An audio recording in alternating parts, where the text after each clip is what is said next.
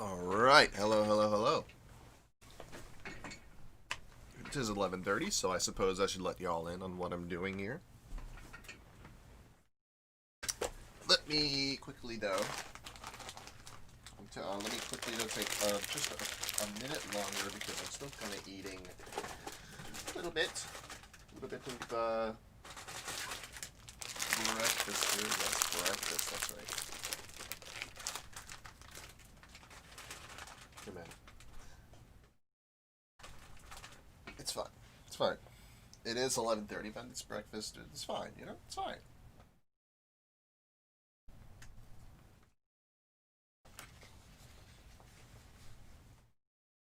So give me a minute.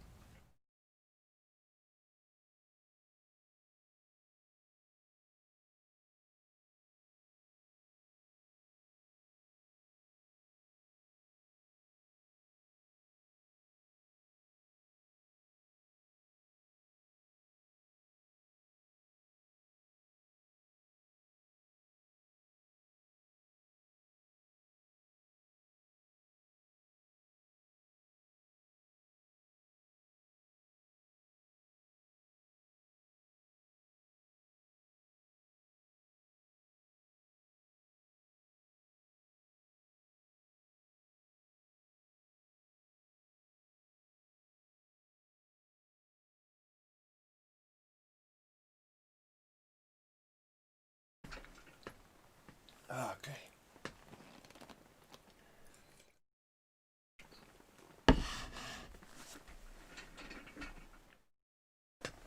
And I must grab the coffee. Coffee is necessity. It is a necessity. It is very necessary. And I shall have some. Preferably not right next to my equipment, though. Good pro tip. Just not have coffee next to any electronics of any sort, unlike me. Alrighty. Mouse I want to have on other desk here. Professional streamer right here. Professional streamer.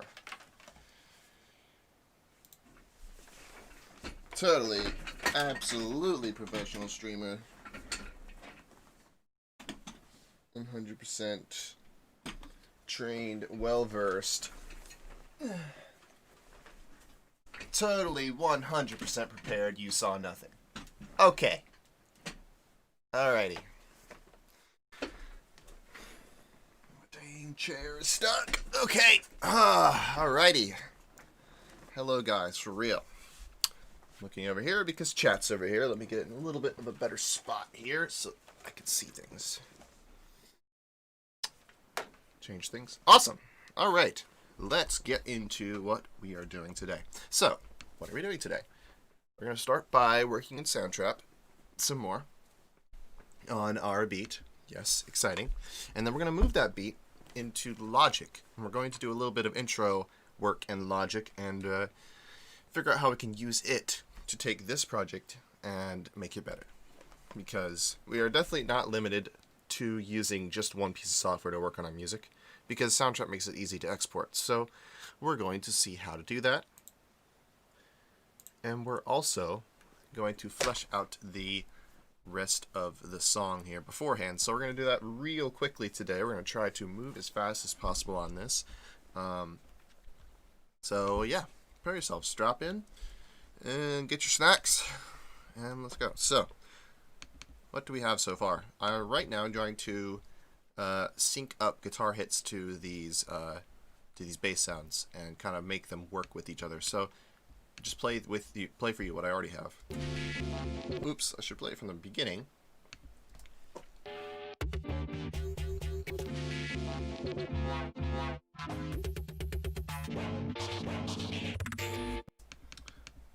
And as I play through this, I'm just going to go through and adjust things, because it seems like a common theme is that everything's got to move back a bit to kind of fit better. So we're going to do that.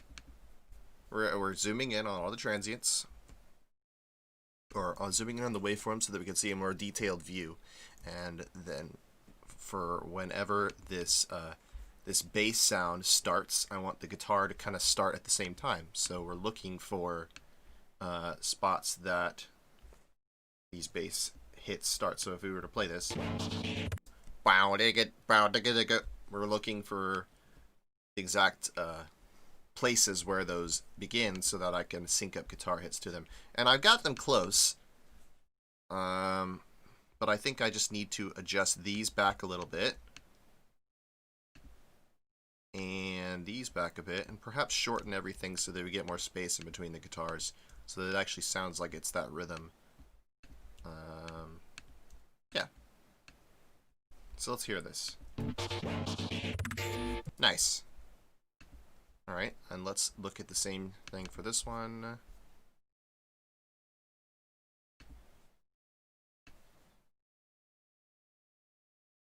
Yeah, so this one's really early here. I don't know how these got so off.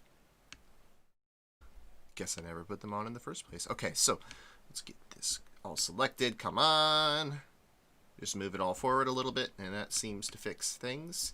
I don't have one here on purpose. Zoom in some more. I think we can even do with a little bit more, a little bit less length on these clips. So I'm going to go ahead and do that. Ooh, I just learned I could pinch to zoom. If you have a trackpad, well, this is a really good tip. If you have a trackpad, or if you're using a laptop, if you use 2 fingers and you pinch, you can zoom in and out in Soundtrap. Very nice.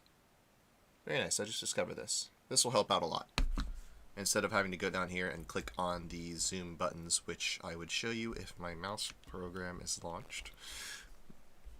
I really need to set that to launch on startup. Okay. And also never have this on. Hold on. Start at login. Yes. Remember on-off states. Yes. Great. Well, that was easy. So now, yeah, I could zoom in like that instead of going down here and pressing zoom in and zoom out. This way, it appears I can also... Oh, this is more powerful than I thought. You know how that every time I press the zoom in and zoom out button, it... Now, I mentioned this before, and I've complained about this before, that the zoom in and zoom out always snaps to your playhead. So this thing right here. So if you were to zoom in and out anywhere in the project, it would jump right to the center of that playhead and zoom in there. So if I demonstrate, you can see it goes right in on that playhead. But if I wanted to zoom in over here, let's say I'm kind of jumping around and syncing different things up, and maybe I want to zoom in on this point right here. Well, if I just pinch to zoom, I could do that. I can zoom in anywhere. That's very nice. That's very nice, and I'm sure you'll have an appreciation for that as well once you start working with slicing up clips like this and trying to sync up lots of bits of audio together. Being able to zoom in anywhere will be super handy for this. So then, on that note, let's find where we were. So we were right about here because we had these ones selected. Let's zoom in on them and let's shift them forward just a bit. I need to select them again. Only thing is though, once you start to zoom in on Soundtrap, it gets very, very laggy. And that might just be my computer, that might just be this project, but whatever it is. Just, yeah, careful. Try to move things carefully and not make a mistake here. Probably not. Yeah. The lag is something to get used to, let's just say. But it still works just fine. By the way, I'm scrolling over I'm moving my mouse like this, but if I use 2 fingers, I can scroll back and forth in the project. So that's how I'm moving around.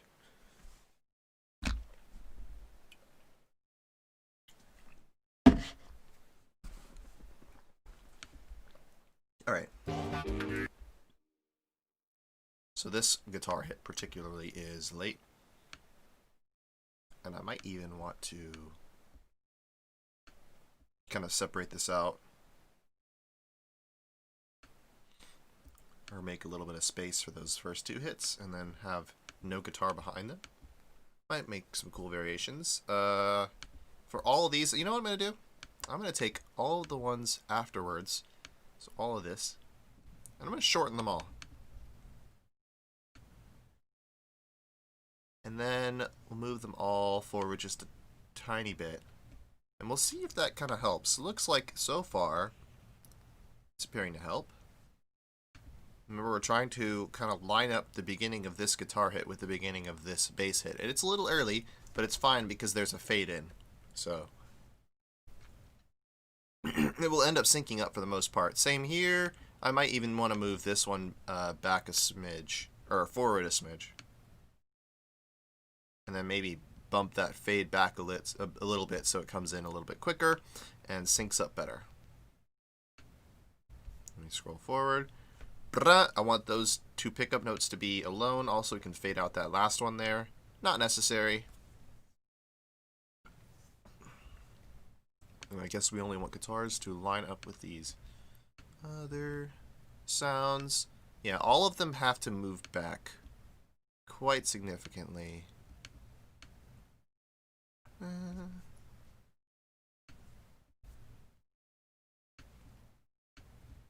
And I wanted this one to all line up. This is kind of like a complex rhythm, so let's just look at the imagery here.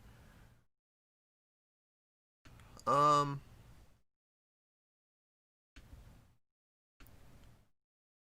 I kind of want just quarter notes at the end.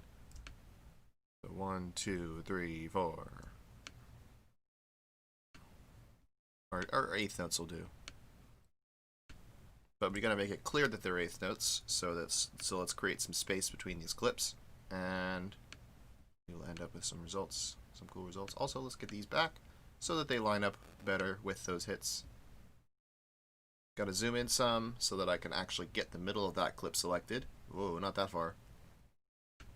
That's the thing about the lag, is like you can't really be precise with where you zoom or where you scroll because it it happens a second later. But if you zoom out, you get less lag because you're having to render less details, I guess.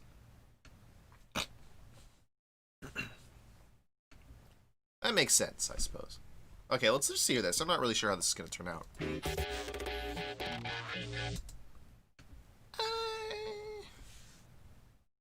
Yeah, maybe we'll go with just quarter notes here. I kind of liked how it was before. Maybe if we extend this one out, and then 1, 2, 3, 4. I'm forgetting we're zoomed way in here. Let's make the fades steeper or shallower here so that we get more fade action between them. All right. That's nice. That could work for our transition. It doesn't have to be too rhythmically accurate there because there's a lot going on with the drums. So let's listen to the next section now. This is what I was working on pre-stream.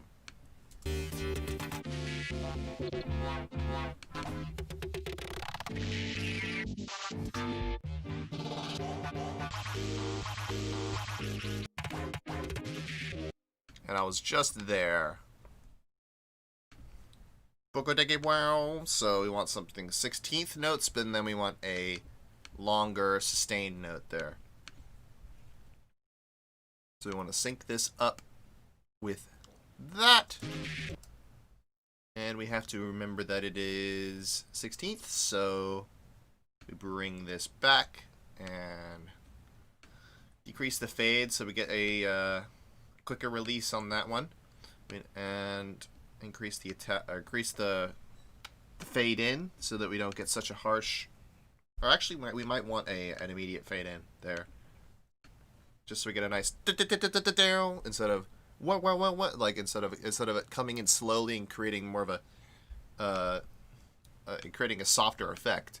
We want these to be sharp, kind of almost drum hits, like if you were taking the guitar and just hitting the keys with, or hitting the strings with a piano hammer or a stick, or I don't know. I'm not really sure how to describe it. It's got a faster attack if we're talking in terms of envelope. So it's going to sound like more percussive, let's say. So it's very subtle here, very, very subtle. But if we were to fade it in, and in fact, I could just kind of go back on what I just said and maybe try adding some fades here and see if it makes a difference. Because these bass notes aren't really very transient like either. They kind of wah wah wah come in with a filter motion. So it's not exactly like do do do do do. It's woo woo woo. Like it's more of a wah kind of. If you were describing it in terms of syllables, it's more like a wah. So maybe we're trying to emulate that with the guitar. So let's try that. Try to fade it in and get more of a smoother volume attack. So let's try these together. And yeah, that guitar has to be messed with. I think I just kind of put that in very haphazardly.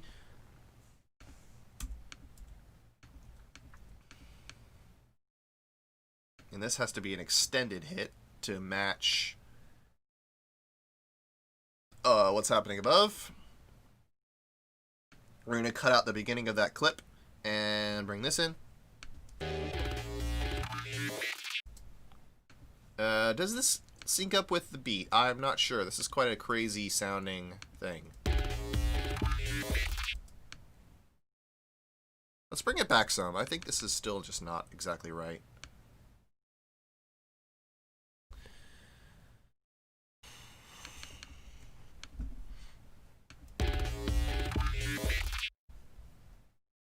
I might want to filter it out sooner. Yeah, maybe like this.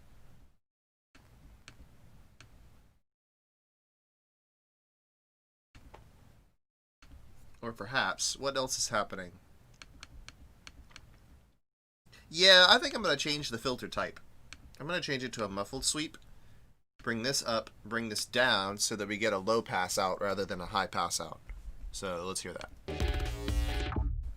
Yeah, kind of just whoa, just like it gets swallowed sort of. So let's bring that back. Put it in oil. Yeah, and then on that very last measure, I'm gonna bring it all the way out so we can bring this forward even a bit more because still we're getting some. Might even choose a different bass clip. This is kind of. It's kind of crazy. Might be too much. Might be too much motion there. Yeah, I think we're gonna double back and go choose a new sound. It's gotta be a B flat.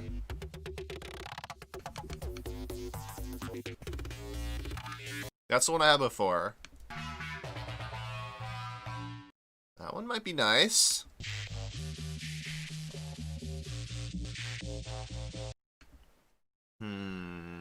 Yeah, I don't want to go to that variety of sound quite yet. What do we have at the very end? This is beats, right? Yeah. So we have... Okay, we have a couple options in this one, too.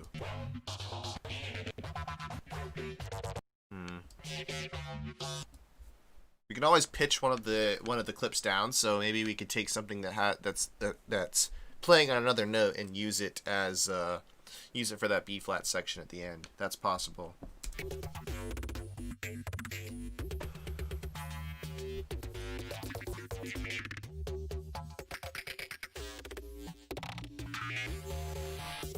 You know, I might just use that one again.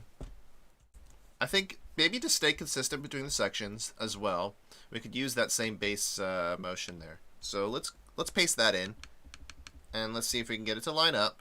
So first thing is get rid of that silence and bring it back.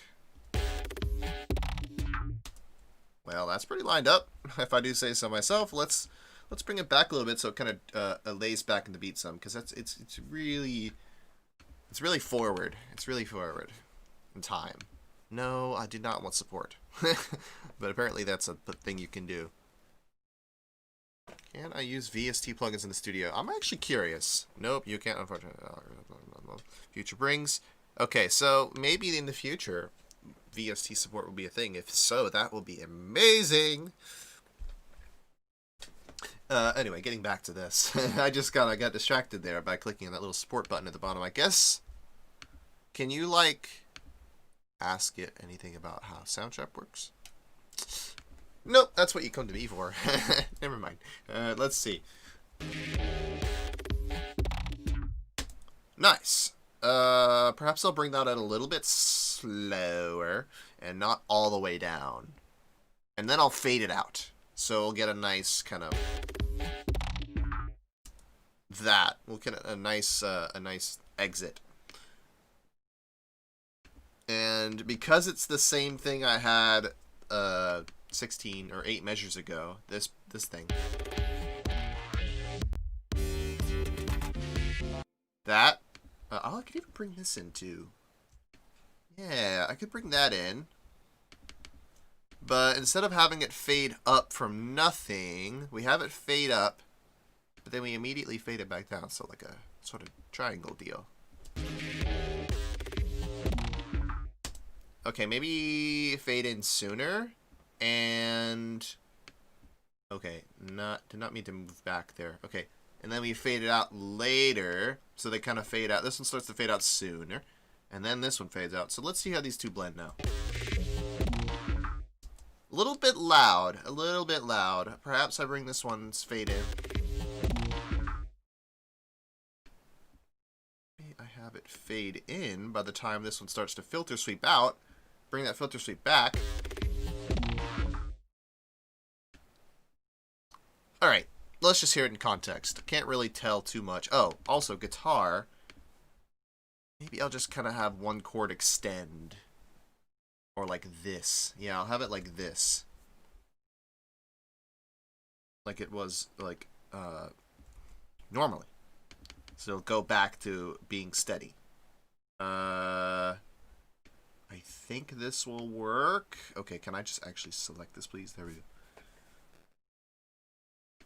Let's try that.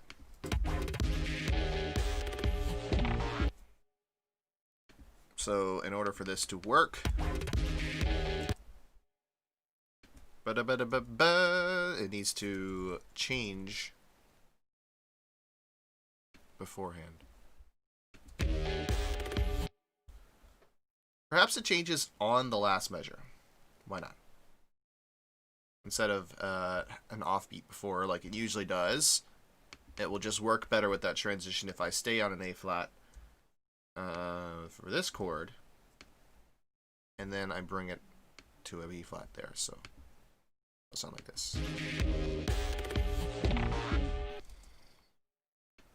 That'll fade out at the end, and we'll come to the new section, which is leading us out of the drop. So now, just for fun, let's hear everything together. Why not? Let's hear everything together, starting from the beginning of the drop here.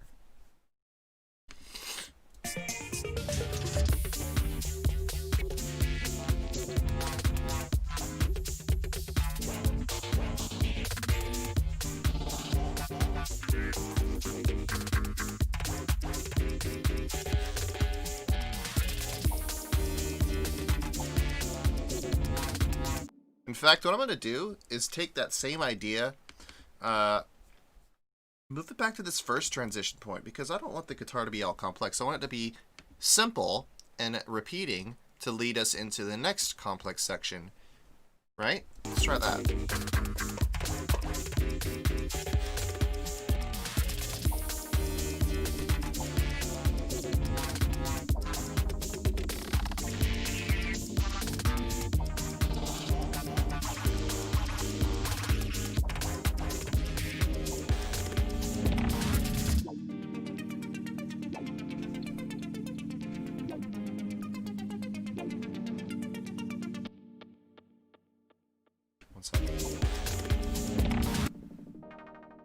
Ah, there's a fade out with the volume. Maybe I don't want that.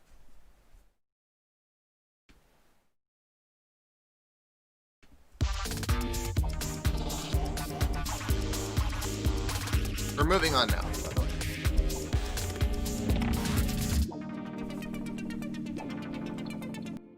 Okay, how do I want that to work better? Also, what in the world was that?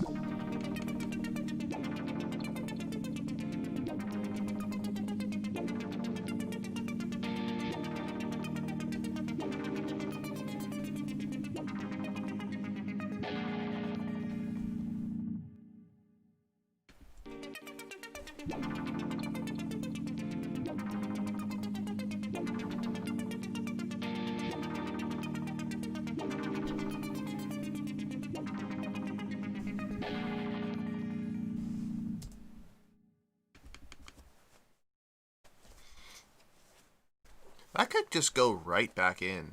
Or maybe we have this repeat as a build-up. Yeah, I think that's what we'll do. Or it maybe could increase the pace, and then for the first 4 bars it could be calm, and then it could immediately start building for the next 4 bars. And then go right back in. Or we could extend it out, because this song's already pretty long as it is.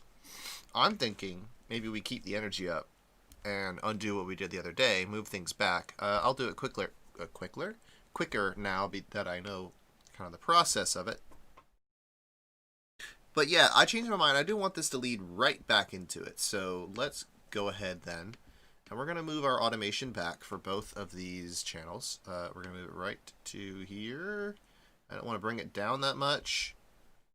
And we'll move this one over. Okay, and then we'll move the clips over. Down here. Okay. I wonder, oh, it looked like I could select the automation and the clip at the same time. Alright, we'll see when we come to our next spot here. Yeah, so that there is something I want to prevent. I want to take that with it. So let me undo this. Undo modify regions. There we go. I don't know what that extra stuff it's doing. Like, I have to undo like at least 3 times to get back a simple move. But oh well. Any automation on the guitar slices? No. So let's try then. Let's try selecting this. And it appears to be selected. Maybe it isn't. What if I hold shift? I think it deselects the clips. But let's see. No, yeah, it does. It does. Let's try moving everything together. Yeah. You can only select one at a time. That is a huge flaw, in my opinion. That is a huge flaw. We should be able to select down and get these points as well. That, that would be something that would be nice. But, sadly, we are going to have to click and drag. Okay, that's fine. And let's click and drag these, click and drag these. Oh, that's going to be a pain. Let's move this back first. No. All right. We'll grab all of this because these guitar hits are in very specific places, although those places aren't exactly going to be the final ones. Oh, I moved this back too far. I moved this back too far. I also messed that up. Okay. Good. This point has to move back because otherwise I'm not going to be able to get the curves in just the right spots. So let's put that back to there. And let's take a little zoom here and see if we've got the right. Yeah, I knew they were going to be off a little bit. Darn. Alright, let's move this point there. Perfect.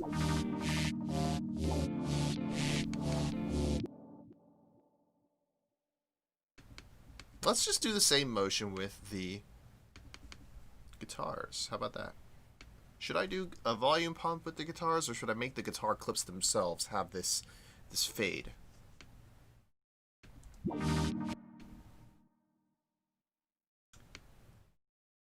I think I'm going to make the guitar clips have the fade themselves, because then in some places I might vary it so that the guitars will have rhythms that are not this pumping action, and then it could perhaps play in the gaps. But for now, I will start by sort of extending everything out like this.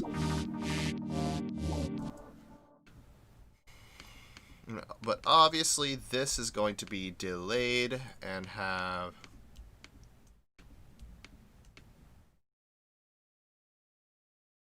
that there.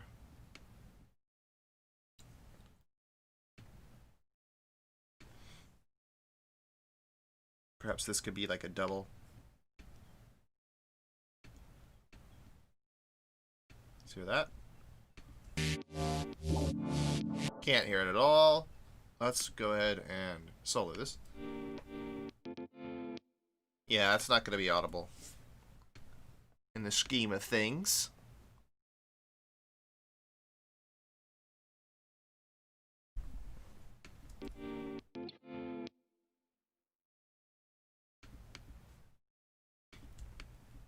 We can just copy paste this multiple times.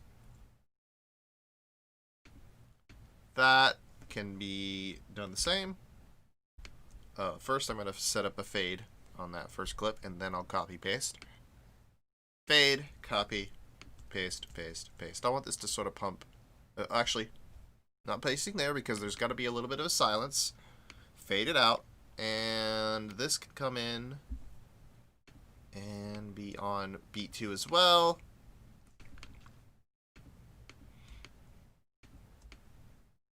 All right, how about now?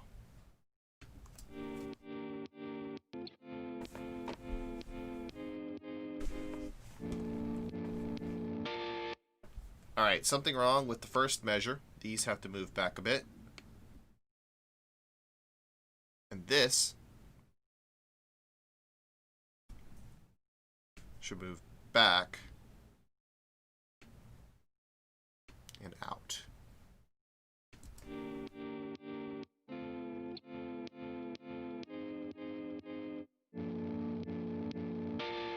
See? That one can retain its no fade on that one. And this one I'm going to make it a half clip and then extend it out, make it a full clip again, and do a fade, and then repeat it again. So it comes in on the offbeat, plays on measure 2 and 3, and then we'll wait, change chords on the offbeat, and we'll repeat on 2 and 3, and you get the pattern by now. Or maybe you don't, but it follows the bass. Before I made a mistake there, I'm going to make our fade first, and then we're going to copy with Control-C, Command-C, and then paste. Let's hear everything together, at least for the second drop.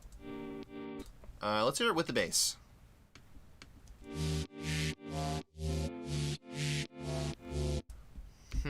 Perhaps I change chords on the quarter because, well, bass is doing that. It's gonna be, it throws you off too much having that guitar on the offbeat. I don't think it works exactly as well as I thought it would. Maybe the kick, having that kick there might help. I don't know. Well, that's definitely wrong. I need this to be an E flat.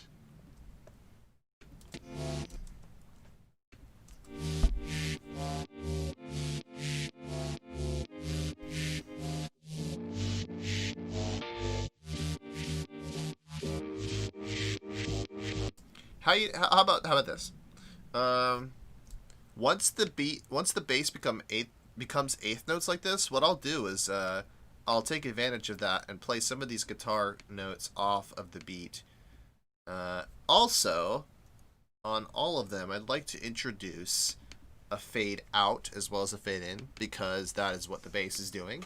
And it doesn't sound right that the fact that these guitar chords are not fading out. So I'm just gonna bring them all back a little bit. And rather than copy paste the whole thing in again, I'm just gonna do it like this because I don't want to have to go through and look or listen to what each one's pitch is, and I think it's just faster this way. Okay, awesome. See, we're already done. That's gotta go on the measure 1 of the next measure, and then that's gonna go to measure 2, and that's measure 3 already. Perfect. And then this last one is like our higher pitched G. I will make sure this one extends out. Whoops. Oh, you know what? I see what. Okay. Quick observation here. When I was moving this clip back, I was complaining about, okay, why is it that when I undo, or when I move clips back and I undo, when I want to move clips back, and press undo to do that, it does something else first. It says it adjusts the region overlap. See, undo, adjust region overlap. it does that first. And what that is essentially when you move this clip back, you see how the clip beneath it gets out of the way. It gets cut back so that this one can exist there. That is the adjusted region overlap. So if I bring that back, you can see that this one is actually extending over. I'm not sure if it plays over top of it, but it's still there now. So you could have them technically on top of each other. And I'm not really sure how that's going to turn out, like how it sounds, but obviously for that purpose, you would just have 2 tracks. Come on, focus. Excuse the hand. That might be better. Better position for me. There we go. But yeah, so let's just go on here. Because I'd like to get to Logic today. I'd like to get through this drop so that we can export it and be happy. So yeah, for when it becomes eighth notes, we have a little bit more freedom with our rhythm here because stuff on the offbeats will now line up with the bass. So I'm just going to take some of these random notes, and we can first of all change chords on the offbeats, and we can put some chords on the offbeats just kind of in the middle of the measure like this to create some rhythmic variation.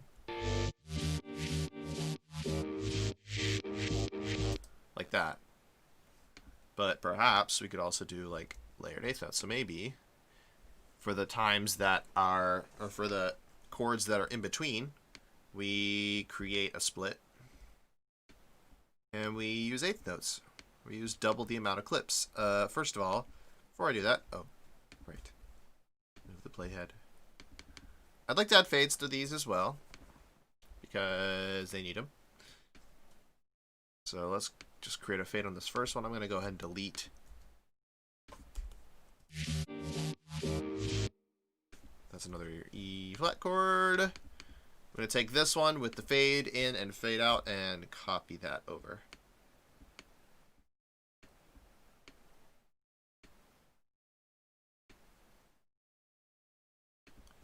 And delete that one. Yeah, it sounds a lot better with the chords as eighth notes as well. Like this. And because these didn't have fade outs, they didn't sound as good, so let's remedy that. Just like so.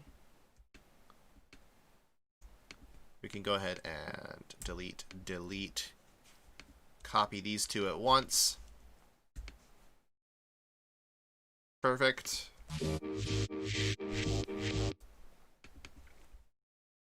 Might be a little much on the fade out and fade in, so I'll bring them back a hair, especially to fade out. And then I will copy that one over. Oops, I have to bring that clip back.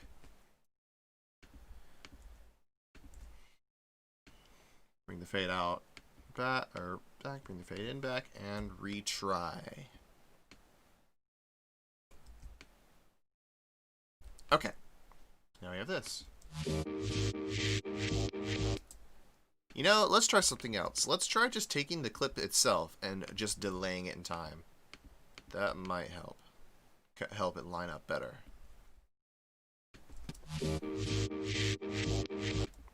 That might help with all of them. That might help with all of them, as seems to be a common theme. These ones with really steep fade, really long fade-ins might not be affected as much by this. But we're just taking them all and nudging them a little bit forward so that they lay back and line up with the bass better. So let's just try this.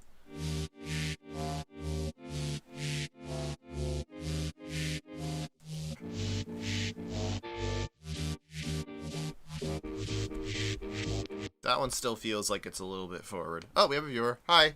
Hello.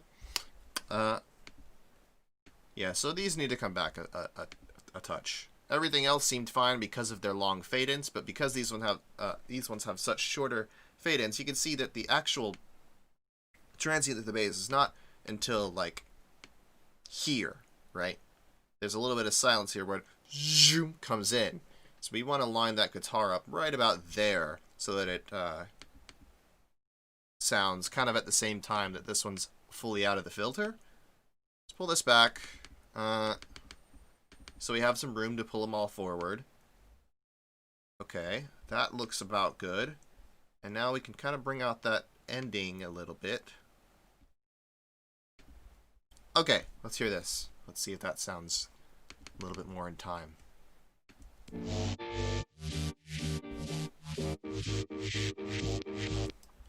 I think we need more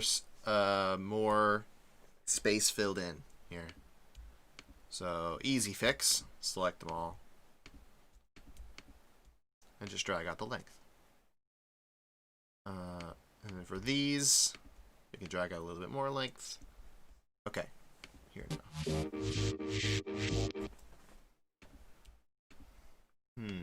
Okay, let's try moving them back. Perhaps that's the issue. Do. Nope, definitely needs to delay. It's not there yet. Not there yet. Not there yet.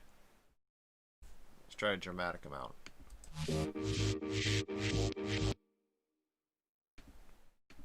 Maybe these need to move back so that it feels like it's not coming in, that it's not laying back too much, and then, you know.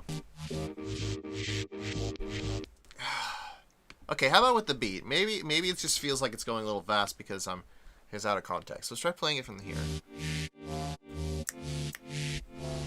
Metronome on, maybe.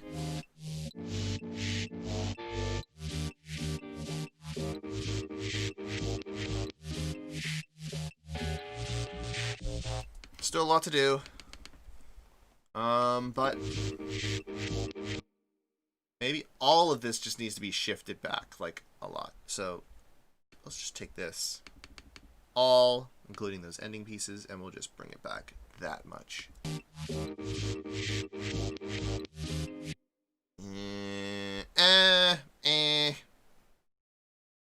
Back a hair, add a fade at the end. Even just cut this clip short. Not that far. Back. Oops. Oops. There we go. Oh. Okay. This needs to come back.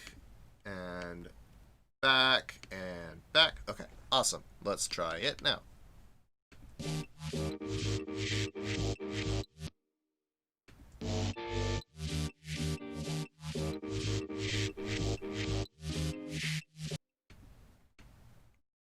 It might be fine. It might be okay. Just fine. Yeah, that's, I'm not satisfied. I'm never satisfied. It just feels like it's like rushing then dragging. And we're gonna just delete and start again. How about that? That usually tends to work. So start from the first note here. Oh.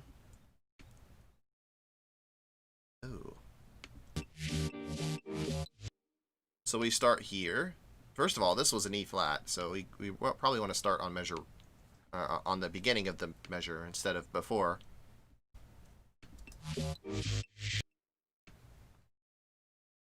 Well, let's just start simple. Let's start simple and create eighth notes. And this one I don't want to I want to just start a little bit later in the clip.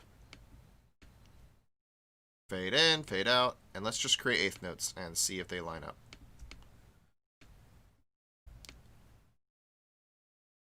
And instead of having a quarter note for the second half, we'll just continue with the eighth notes. For some reason, I can't option drag. There we go. Okay, let's hear this.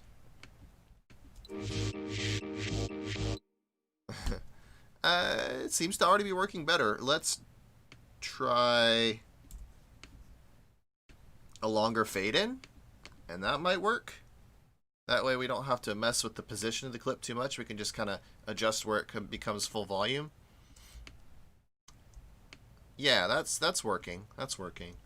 Oops. Okay, I'm just going to copy all, or how many do we need? We need 3, right? So let's copy 3.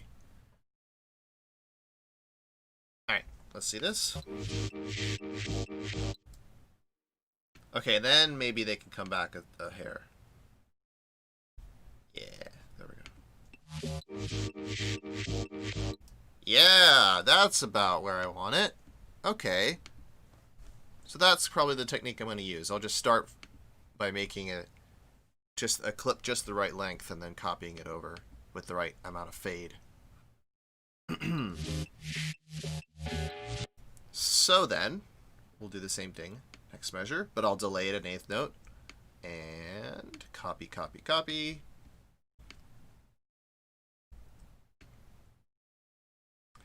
And this one, same deal, but I'm going to bring it to the next measure and copy, copy, copy. So,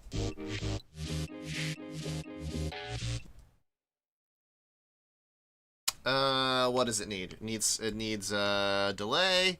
It needs to delay a little bit in time, and it needs a longer fade in. So, we'll change the first clip, and perhaps the clips after that first pickup note can be a little slightly different, like they can be at a different spot here in the actual sound sound clip that I'm using. So I just moved it around a touch so that we get a different timbre with these later clips. And there could even be more. There's room for more variation in the sound of the guitar once we get this into a more advanced DAW, which we will do in the second half of the hour, which is coming quite soon. So I'm just trying to get done as much as I can here before I do that. Longer fade in. Okay, I could just Control C and Control V instead of dragging each one over individually. That would take me a lot less time.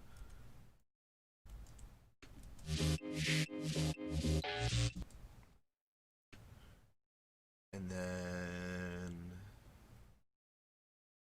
perhaps this can extend out.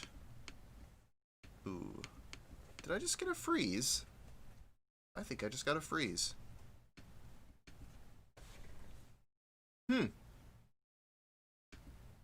Very interesting. I'm going to just give it a minute to see if it catches up. Otherwise, I might have to restart this web page. Fortunately, Soundtrap's good at keeping your edits at backing up. So I should be able to just reload the page and it'll say, do I want to recover your work? Yes. Let's hope we don't lose too much. Yeah, as you can see. We're gonna wait. I'm just reloading. Just reloading. Okay, tell you what then. We're going to close this down and reopen this. It thinks I'm still in there. It thinks I'm still in there.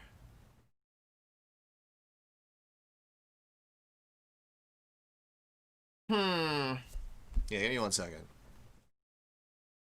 Looks like we're going to have to start from a complete scratch. And yeah, give me 1 moment. 1 moment. Don't worry, we didn't lose too much, I think. But we should be good to hop back in here. And no crashes, please. Cover and save. Alright, so lost the last 3 minutes, but that's okay. I can just get that back quickly. I don't think I did too much.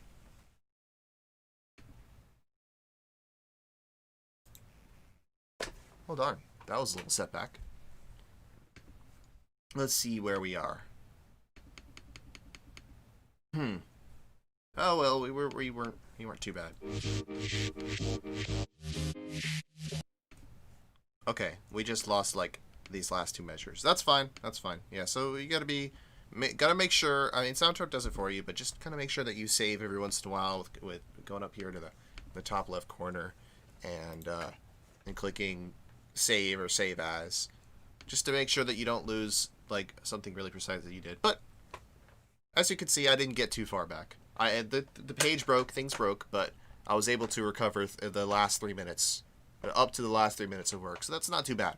Not too bad. All right.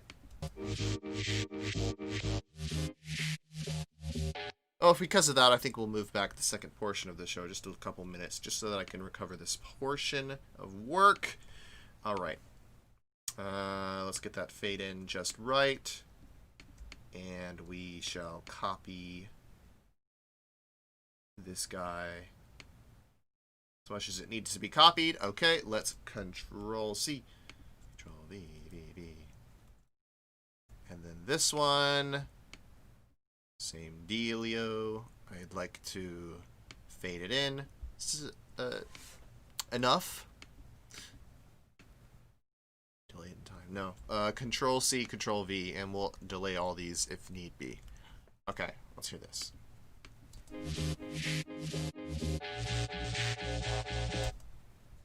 Second half's pretty good, or better, than this first half. Let's delay it.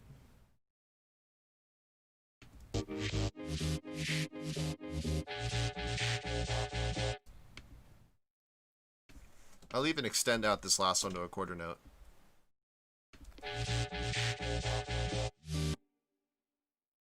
And maybe have a little bit of filter action happening. So I'll have it fade out here, and then the filter will come down. It's a low pass filter, by the way. It'll come down, then it'll come back up, so you can take a listen to what that sounds like. You can hear it a little bit at the end with that bass. Listen again. Perhaps a little bit less subtle of an effect. I could bring this out some more and bring it down further, and then perhaps have the curve back be a little bit faster than the curve down. So the curve downs can be quicker. It's going to come back up a little quicker. Let's hear that. Not that far. Not that far. I don't want it to come completely out. Let's try that much. Yeah, that's kind of what I'm going for. I'll have it peak before the measure starts, though. Nice. So, I suppose it's just a matter of copying and pasting now. Hopefully, everything's in the right place. It seems to be. Great.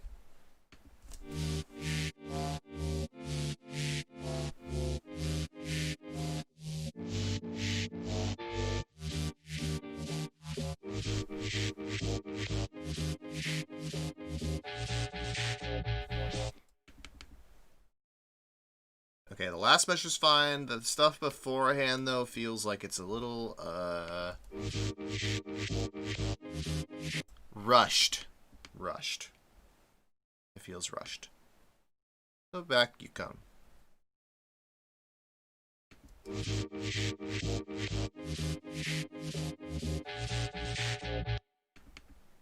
Back you come even more. Why not? Okay, it gets really laggy. Oh boy. Oh boy. Take this back just a hair. So yeah, we did decrease the length of all of these, but that's fine.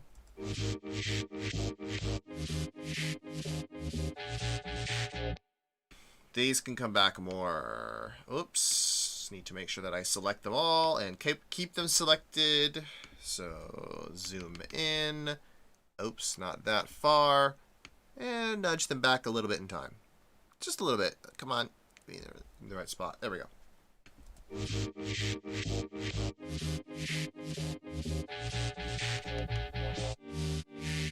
Goes right back in. And because I made some changes in the first half, they're going to be similar in the second half, so we'll copy and paste once again. Just to get those little shifts in time over there too.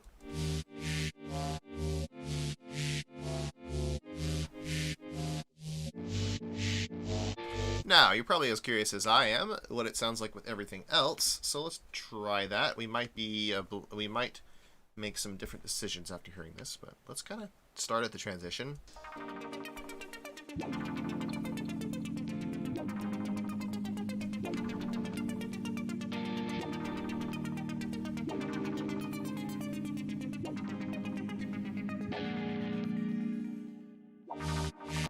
Drums. We need drums.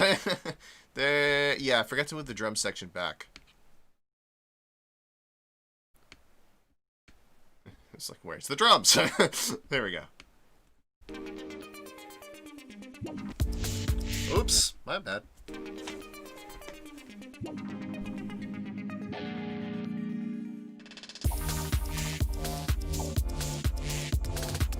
So there definitely has to be some sort of build-up. There has to be something that brings it in, because it kind of just like dies off. And it's like, boom, groove. Yeah, there's got to be something that leads us in. First of all, these transition effects, easy way to add a little bit of motion. We'll just kind of bring them in. Second of all, we'll do stuff with the chords. So this chord's coming out. I want the plastic craft chord to come back in here, because it is going to be going back and forth between a filtered and unfiltered version, or an affected and unaffected version. So I want to make sure this top part is all the way filtered, or the filter is all the way out. So let's just look at these two.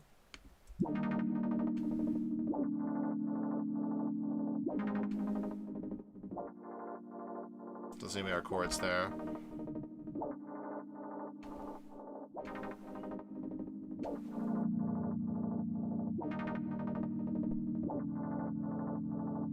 Can I vary this wow pad at all? Maybe I could bring its cutoff up? See, the problem is I can't automate these parameters. I would.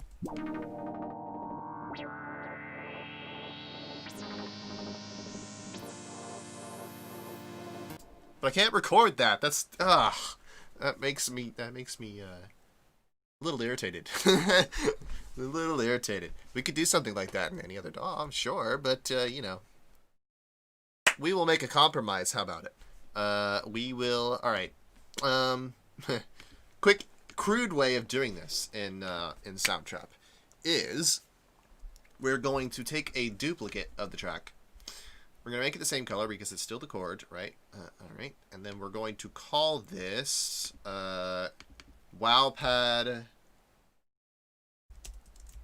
filter up. Okay. This is going to be wow pad filter down.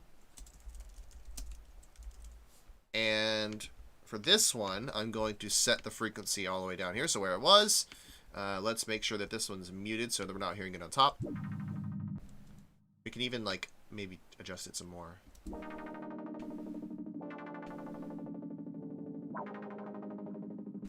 Let's get it to a spot where the filter isn't up on it.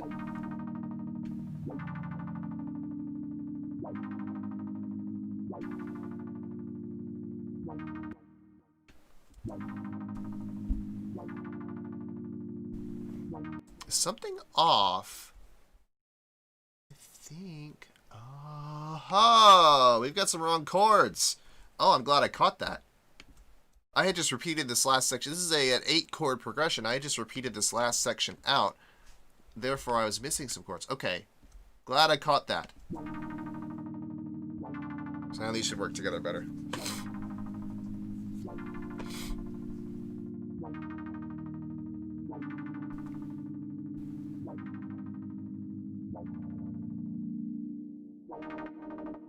And then it'll come back in with this. So what I'd like to do here, instead of filtering it back up, or bringing that high-pass filter back up, what I'm going to do is, first of all, bring the high-pass filter back up. But in addition to that,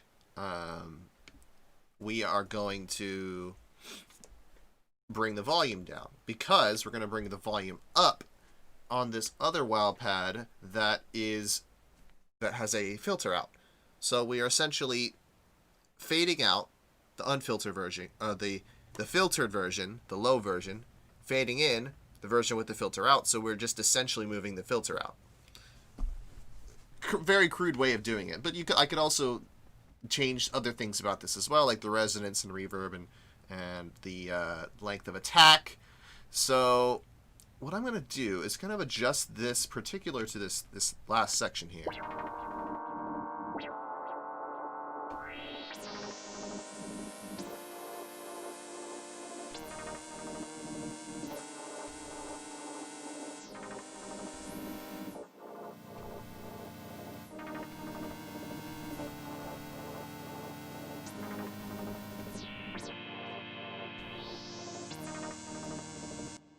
I almost want to make like 3 versions of this. One where it's like mid filter, one where it's all the way out with a really slow attack. I'm going to do that. I'm going to do that. I'm going to make another, oops, I made the, I keep pressing Apple D, which is a shortcut for duplicating another program. Whoops. Going to make this a, so copy of while filter up. I'm going to call this filter mid. And I'm going to call this one filter up. While pad filter up. And what we're going to do is make sure the clips are in the right places. Or make sure that only the clips we need are there. So get rid of all these. The automation is not too important either, so we could probably just delete that to save on some CPU. No need to move these automation parameters around when there's nothing on the track to hear it. So we'll just kind of start with the values up here. I actually don't want this filter in at all. That hollow is going to be a problem because it's a high pass filter, and if I leave it all the way up, there's nothing there. So I need to go back and find where that dot is, or create a new dot that brings it down to the B, or brings it down to nothing. Let me get it so I can see this better. There's a dot there that I can't see. That's okay. Yeah, see, look, that's weird. Oh well. All right, so bring that down. Bring that down here. We'll start the first dot there, and same thing for here. We'll keep that out. Start the first dot there. And we'll start with the first section being, or we'll have both these playing at the same time, and I'll filter and I'll fade between them. But this one for sure, this filter down one is definitely going to fade out. So we're going to have that not there in this last section. And for this one, it's going to be, what's the parameters going to be? Let's see.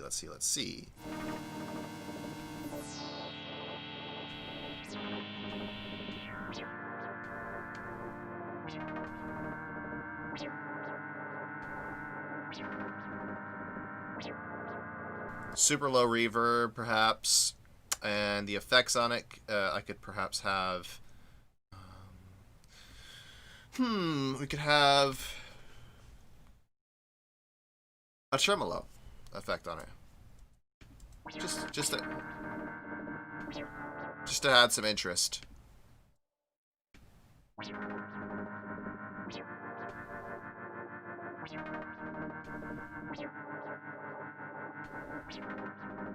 Let's do it at a different rate for each one, and perhaps we will not have it so high on the depth there. And then for the filter up, we'll do something different. So we're still gonna have a tremolo as we did before, but it's gonna sound like this.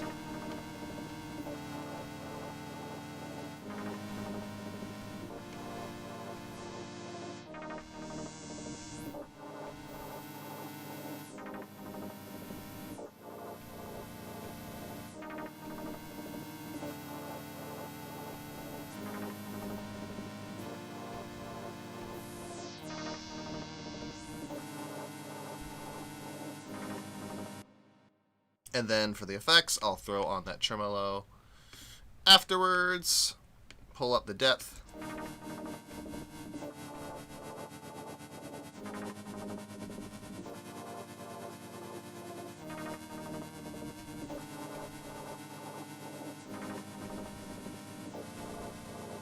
Very subtle effect. Now, pull down that reverb.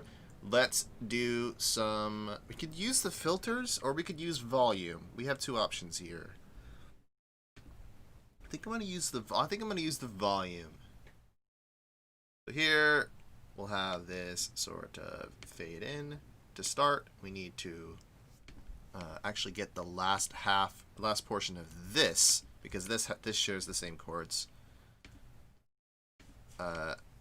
Same here. So grab this, bring that loop back. Whoops. I have to bring the ending out. Okay. So this, for a start, is actually, yeah. Let's just throw automation in. Volume. Starting at full, don't want that to happen. Let's bring it down to nothing. Same here. We want volume automation down to nothing. Then we want to bring this guy in as this guy comes out. So we get a transition between them. This one's going to stay down, so it's no worries that it's up, that it's soloed.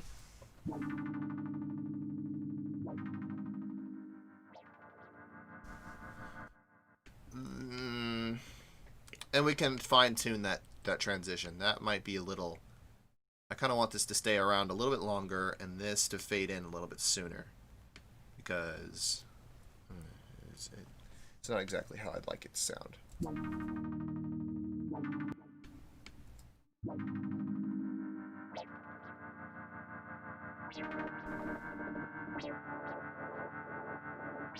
Now here's where I'm going to use the filters to transition between them. So what I'm going to do is filter this one all the way down, filter this one. So these are both hollow sweeps.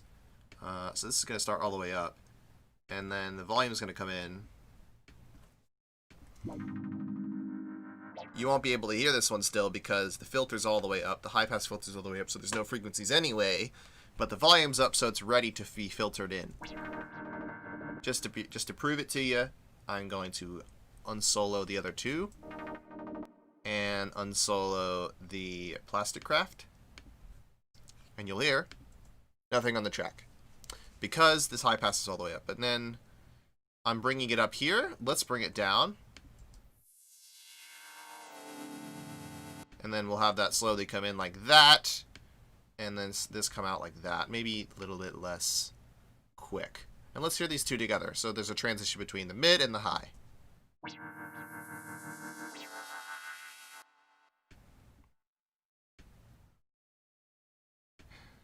Okay. This might need to come in sooner. And we can fine-tune this. We might need to do something with volume as well. Because... maybe the filter ain't just... Maybe the filter alone is not the best.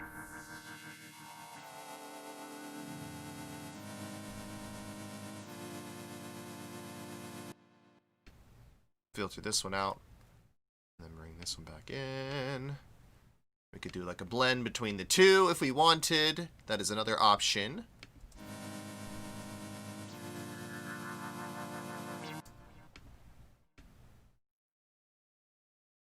This could come right back out, and then we could do like rapid transitions between the two, like that, perhaps.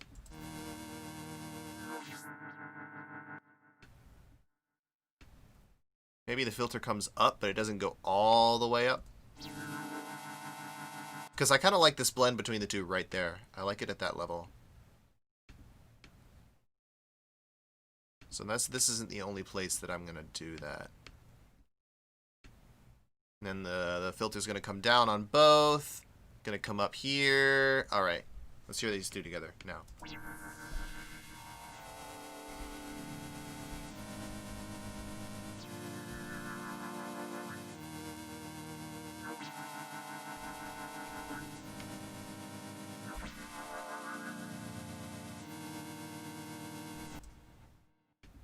Another filter down. Another filter up.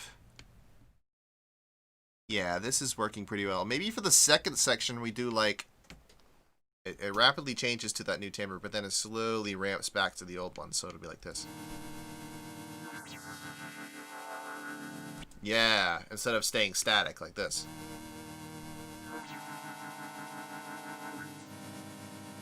Okay, so...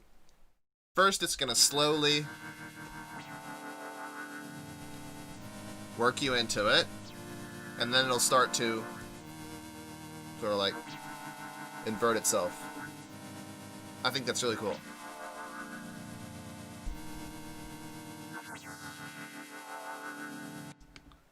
And then maybe I'll do some different sort of kind of like alternating patterns or mirrored patterns. But for the transition, for these even measures, I'm going to specifically do ramps.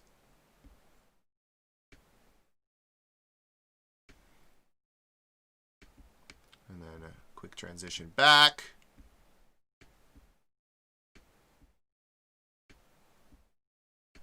All right, let's hear this much.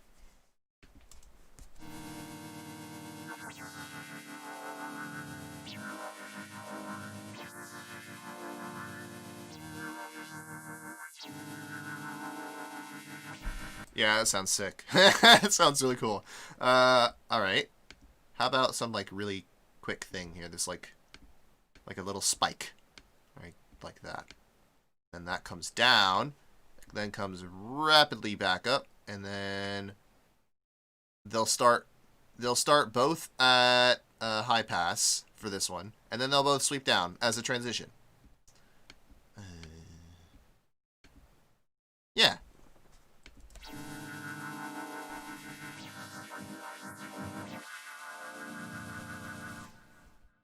And then maybe it could fade out here.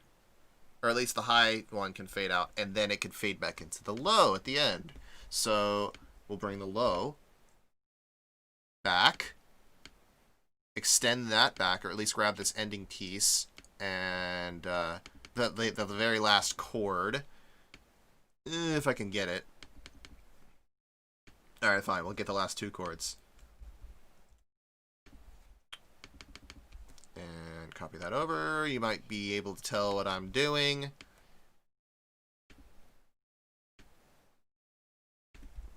You might be able to tell.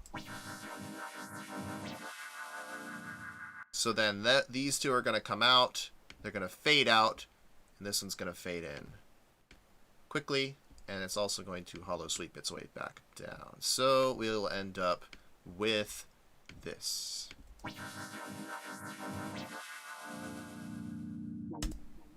Comes back to the old version. So there we go. No need to automate effects, just make different versions.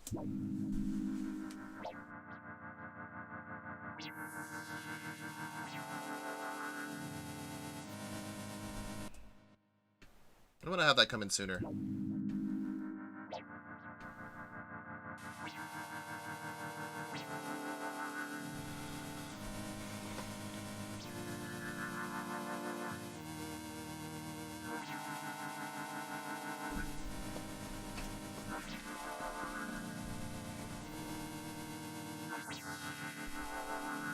Let's hear it with Plastic Craft.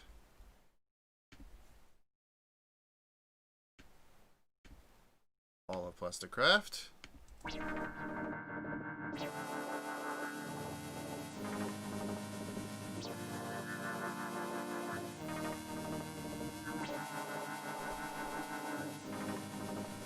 And the last thing it's missing is the volume pumping.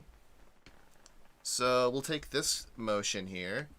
And I left the volume automation blank for a reason, because I'm going to put that there and that there. But we're going to have them less harsh for this, so we're going to just take the bottoms of them, move them up. Oh, it's going to keep that shape, isn't it? Okay, then maybe I'll just push them down a bit. Okay, I know of a way to fix this. I want to lower the bottom point of it. I can go here and raise the volume, and it will decrease the amount, or decrease the effect.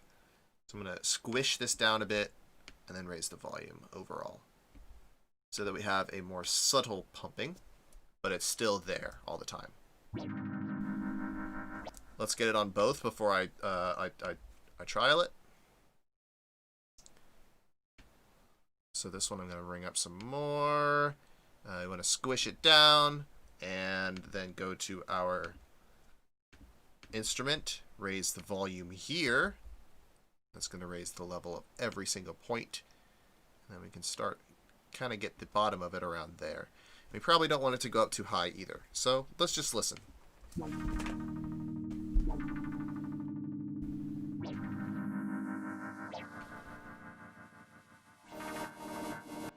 We want them to come in all the way before they start pumping. Like that.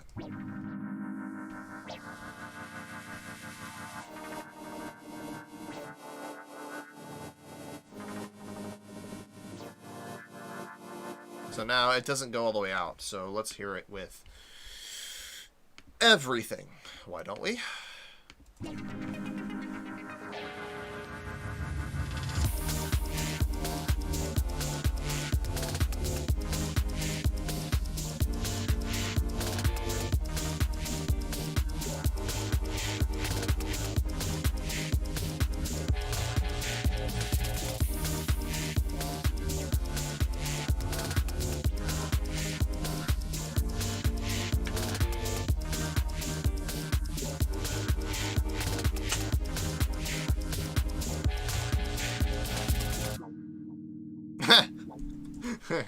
That's not exactly how I want it to end. And I think we have the problem now that it's kind of too busy. There's a lot going on, a lot happening at once, and some things need to be cut out in some places and some not. And we need to maybe make adjustments to the levels of things through kind of mixing everything. This outro, I'm really not sure what to do with yet. And I said I would do Logic today, so we are going to hop over to Logic here in just a second. But I would like to compare it to the first and see if there's any... Okay, well, let me play this again.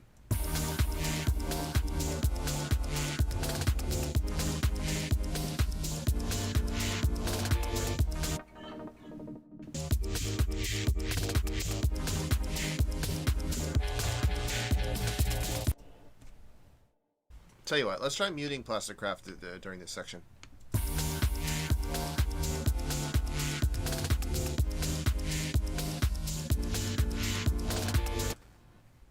Tell you what I need to do is I need to go back in and make this dramatic again. I reduced the effect. That was a mistake. I need to increase the effect and get it to sync more.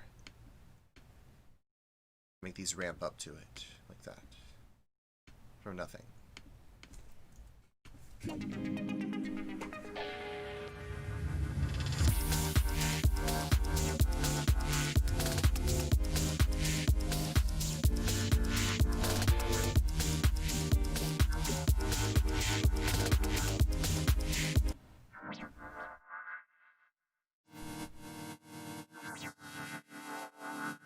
Last thing I'm going to do, actually, is I'm going to throw a compressor on all of this. And we're going to make sure that it goes before the sweep. Oh, there's one already on it. Sweet. Okay. Then let's lower the threshold on it so that we get more gain.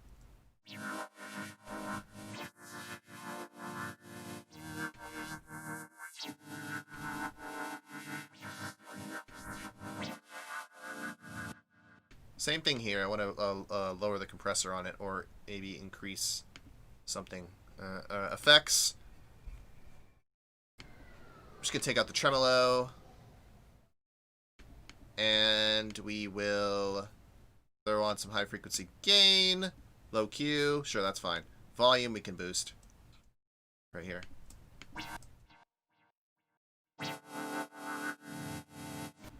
So now with those...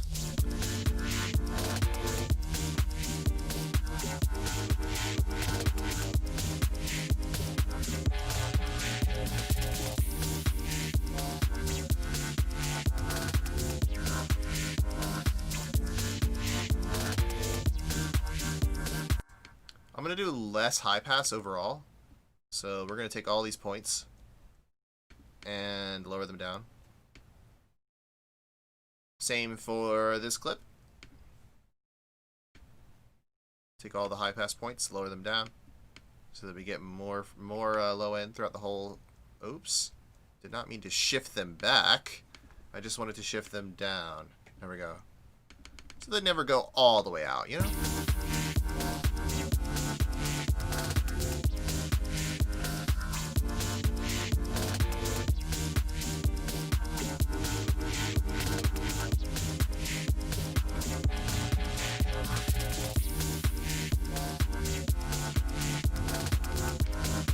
Last thing I'm going to do is I'm going to sweep both of these up on the high pass for that transition point and bring it down quickly. Same thing here. All right, that's good.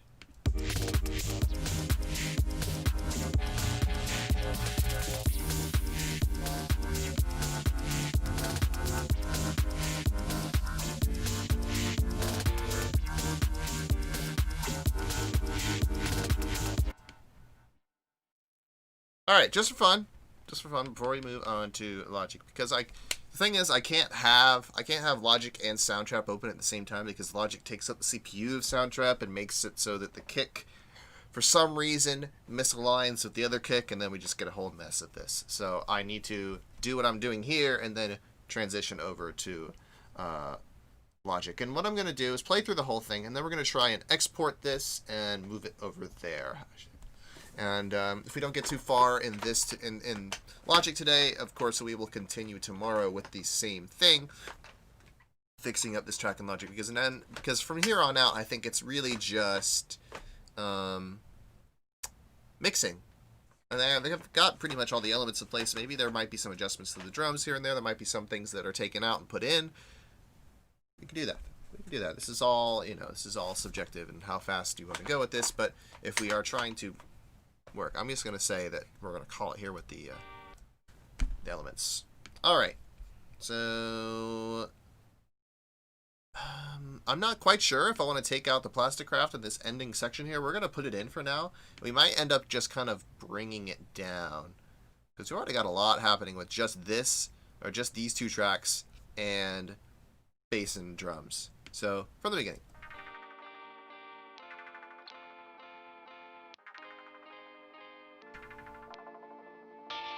Whoops.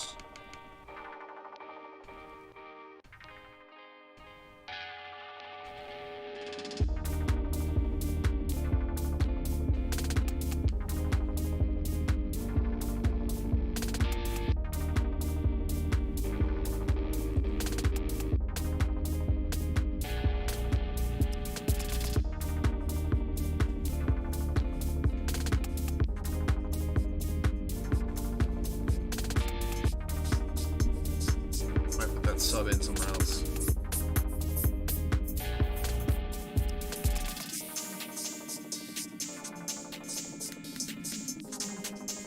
Okay, Joe starts to come in.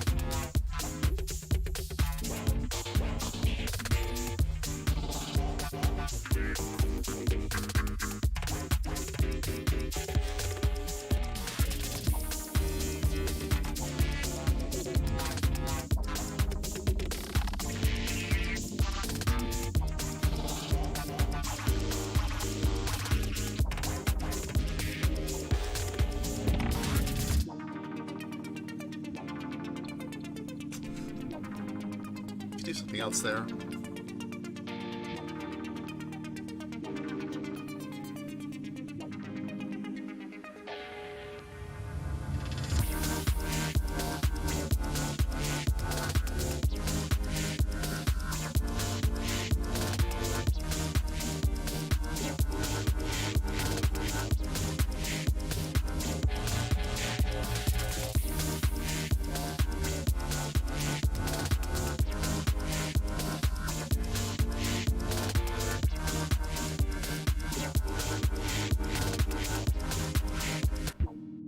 I'll have it like something at the end. I forgot to. I didn't let it play to the end.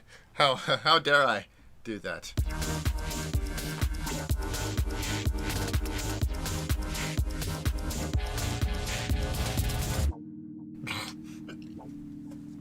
That's definitely not how it's gonna end. I guarantee you that there will be some sort of section to bring us out a little bit more in a smooth fashion, because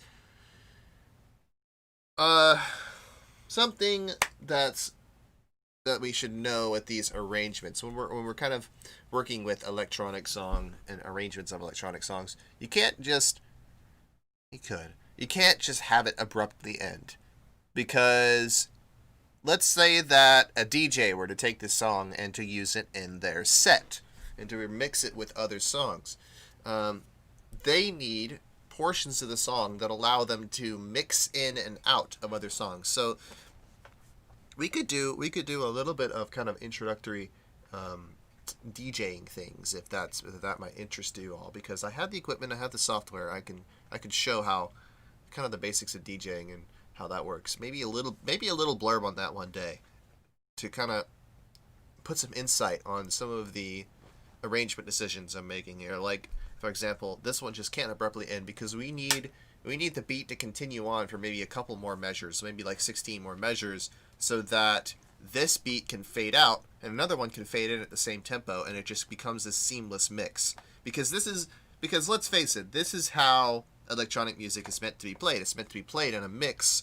one after the other, in a continuous form, you know? Especially with this kind of genre, with this house mix and all that. Maybe with dubstep more it's kind of like you have this drop and then you have kind of this relaxed kind of chorus section. I mean, of course, more on that if I do a day on DJing and kind of some of the basic ideas behind that. But yeah, we need something else at the end there. But for now, we're gonna try and do that within Logic instead. So, all right. This is the first time I'm trying this, so I would like to... Okay, it looks like MIDI. Can I not... Export project to wave, export project to... Okay, so... MIDI tracks to... Ooh, excuse me. MIDI tracks to note flight. Let's see about sharing the project. Okay, that's just with Soundtrap people. Okay, so this might not be as easy as I envisioned. Alright. Yeah, because what I'm going to have to do is go here at every single track and export that one as an audio file. So, because we're going to not need to be playing this back and forth, I guess we can just kind of start to do that here. So, let's see. Let's export the first one. Alright, it's going to mix it. Soundtrap's being too nice. I don't want it to mix it for me. I want to mix it for you guys. So I'm going to go ahead and go through and get all of those done. Let's make sure that they are saving in the right spot here. Going to my downloads folder. Awesome mid, awesome wave. Okay. So I'm just going to have to go through and find the ones in the downloads folder. Alright, that's not too bad. That's not too bad. Not too bad at all. Export. It's going to go through and do that. Alright. Encoding kick. Then we want deep electro kick. And I can just go through. What I'm going to do is, since this is boring, I'm going to do all of this off camera. And instead of trying to get it all into Logic today, we're going to just open up Logic and take a look around in it ourselves and mess around with some stuff. We'll use the tracks that we have downloaded. We'll use 3 of them. I'll put them in, and come next stream, start of the next stream, all of this project on Soundtrap will be exported into Logic in the same format. So when you open up Logic for the first time, this is what you see. I did a little bit of this on Friday. We kind of got hung up though because I wasn't able to browse through my media files for some reason. But today it's loading just fine, so we should be okay. Alright, I'd like to go to my media drive because this is where I keep all of my samples. And great. Also, to get those tracks in, I need to go to my downloads folder. There they are. Alright. Beat, awesome. Let's drag that in. So now we at least have one of the tracks. And I think it's going to end up trying to change the tempo. Let's bring this up to 125, so it should line up exactly with measure 9. Perfect.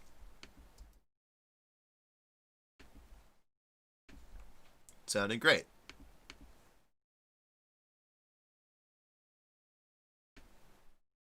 So they're at their individual places. Let's put in deep electro kick underneath it. It should adjust good.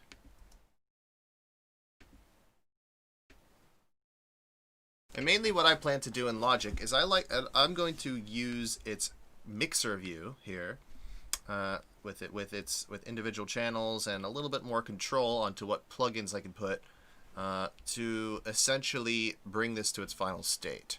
So I'm gonna go ahead and just get. I'll just get the rest of the drums. It couldn't hurt. It could not hurt. I think I got kick. Yeah. Let's get topper 1. This shouldn't be too bad because there's not much on them. I just want to do the drums. That shouldn't be too bad, right? Y'all can handle me doing a couple more exports here. Oh, also, I added this today. I didn't show you yet. I added another element. You might have heard it, might not have, but I added another type of drum element that helps us in our build-up, in our first build-up. It's this. So I found this loop. I found this really cool kind of like percussion, like tense percussion thing. This tense percussion loop. I'll play out the original of it here. So this is what it sounded like before any processing.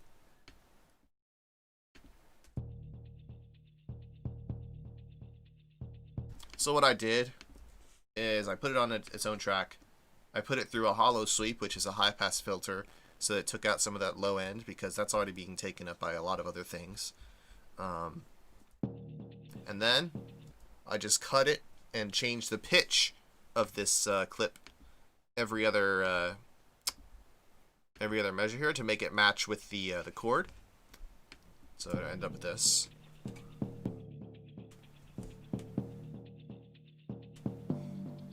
It's a little bit of tuned percussion.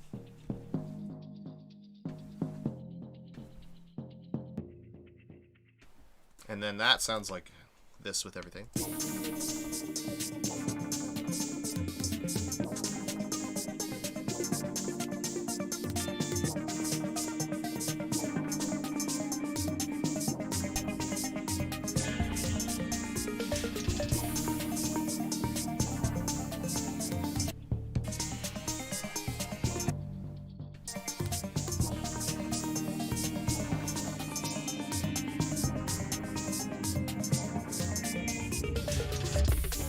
I think it helps add some nice forward momentum to everything, and kind of adds a nice little layer there. So that's what that is. Let me just check where I am with my exports here. I have Awesome 24B, Electro Kick.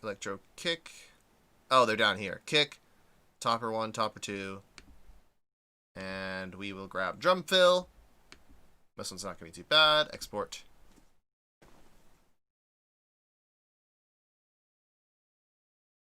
Give it a second. And this one.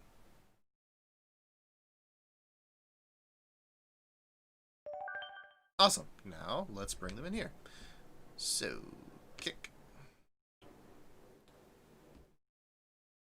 Gotta make sure it's right at the beginning. And trembling percussion, and Topper 1. Oh, what in the what? What did I do? Interesting. I created. Well, that's new. Apparently there's new ways to create a track from audio. I'm gonna have to look at that in way more detail. That's cool as heck. That is cool as heck, whatever that was. I just want to drag them in normally, though. That's all I want. Just want Topper 1, Topper 2, and Drum Fill 2. And that should be all our drums in Logic. The tempo's right. Up here is our tempo display, so I'm making sure that I'm at 125. Let's set our key to E flat major so that we could perhaps find some loops in Logic that could go with this.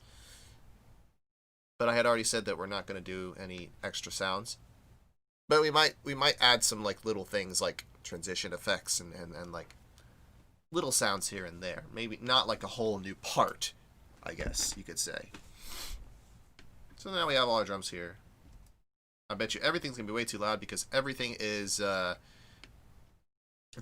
Soundtrap does by default is, I believe, well, for the most part, it brings out the volume to max to the max it can be on each track when you export it. So it looks like, so here this is going all the way up to the available space in this track here.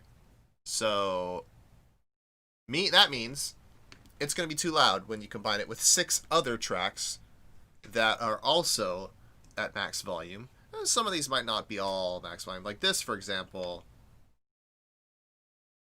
This, for example, is kind of. It looks like kind of cool. You can see the pan on the tracks as well. You can see that it goes on the right side, and then it slowly transitions to the left. You can see that in the display here. So, different way of seeing things, and it just allows me to mix faster and to get stuff done quicker. And to make it a nice finalized product, because I am going to be posting this on my SoundCloud. Like, that's you guarantee that. This is I'm liking this song so far. But I'm going to take everything real quick, and I'm going to select it all. And then here's our volume over here, our volume knobs, or volume meters. Selected everything. I'm just going to move all of it down to like minus 6 dB is probably a good place to start when you're trying to combine a whole bunch of tracks after the fact. I'm actually going to take them down to minus 12. This one appears to be lower than all the other ones. So I'm going to type in minus 12 for every single one. I think I could do that, right? Whoops. Just double tap. Minus 12. Yep, that should sound well at minus 12. Perfect. You can see down here in our mixer view, they're also all minus 12 dB. And then together.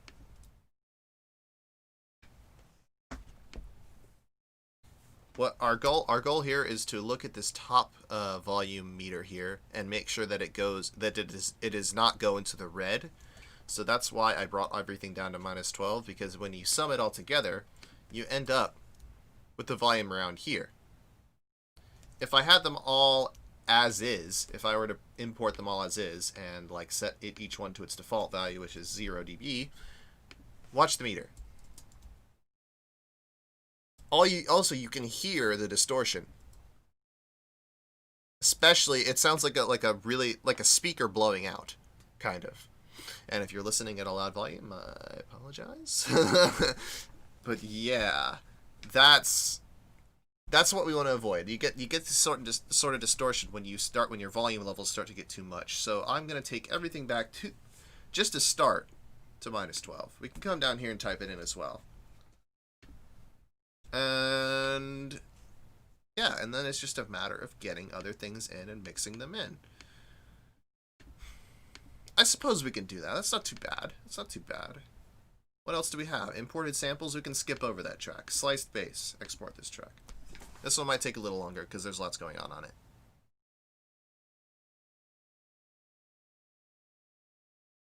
Nope, it's fine. This seems to be going pretty well. Export. Yeah, might as well just do it now instead of off camera. That way you can see the whole process and do it yourself as well. So I'm going to export this guitar slices. This one's going to be quite busy. Lots of clips on it. And the other great thing now is because I'm exporting all these tracks, I'm getting these nice, clean, individual audio files for each one. Instead of just like tons and tons of clips that if I move one wrong, then I have to go back and adjust it and kind of copy it and put it in the right place. And oh, where would it be? Oh, I don't know. This solves all that by just printing it out, like kind of just like taking all of that silence and incorporating it into the clip. That way everything just stays in the right spot. Very nice. Delay and stereo delay. Now, I'm debating whether I take these tracks, and I'm just going to take them for now, and we might actually adjust how that's done in Logic because of the ability now, because we now have the ability to automate parameters of effects in Logic, just like we could in Ableton. We might just throw on guitar slices on its own track and then bring up a little bit of delay plugin for a second on this one track and then bring it down for the next one. But we have delay and stereo delay, so I'm just going to keep them as is. I just need to make sure that I quickly... Guitar, slices, delay. Okay, yep, I've exported that one. And let's keep going. Trap guitar texture comes next. Then Cyber Duck. And export the track. Only problem is with when you're exporting stuff like this, if you have like MIDI notes and an instrument, you're going to lose the ability to edit the sound particularly. Like with anything that has a keyboard and is a lead sound, we're going to lose the ability to edit this reverb, this pan, this volume, and edit the notes. I mean, we still could go in and adjust the audio, but like lowering and raising certain pitches of certain things. But it becomes a lot harder to edit the exact melody of this. So I need to be sure, I am sure, but you need to be sure that when you're exporting it, this is what you want it to be. So let me just make sure, let me go back here. And okay, I have not gotten CyberDuck, so we're going to export this as audio. Exporting it as an audio file. We could also, you know what we could do? Say you wanted to keep the notes, but you didn't want, or say you wanted to keep the notes to maybe use on a different instrument. You can also export the MIDI. You can export the audio, as long as always you can export the audio because everything's an audio track. But if it's a MIDI file, track, you can export the notes themselves as a MIDI file. And then when you drag this into Logic, I'll do this real quick. When you export the MIDI, just give it a second to recognize it's there. When you drag this in, first of all, you'll see that it asks for tempo. Replace the current project's tempo information with the range of the MIDI file. So no, because it's the same already. And you can see here that we have our arpeggio. And it even gave it its own instrument. How convenient.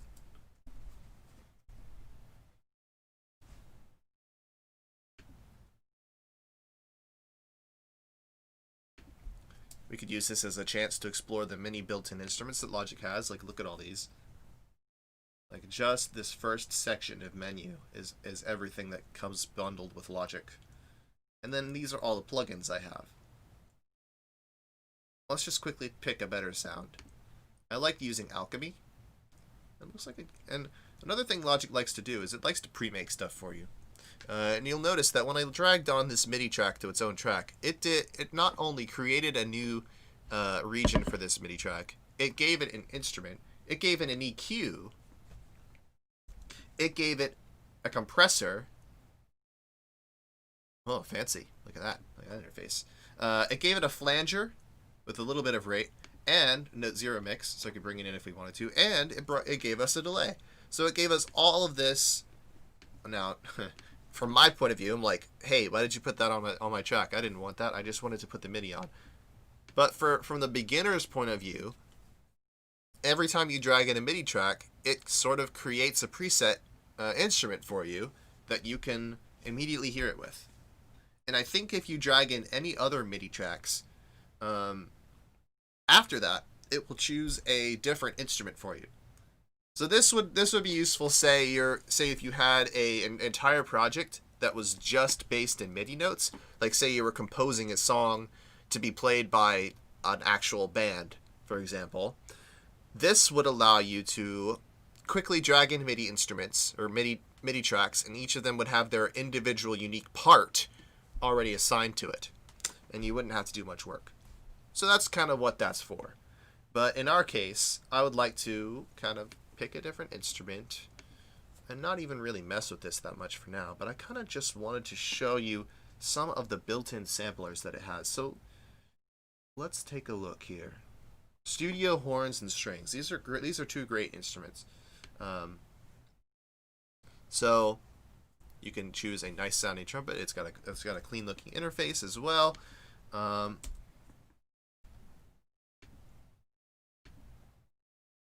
can choose all sorts of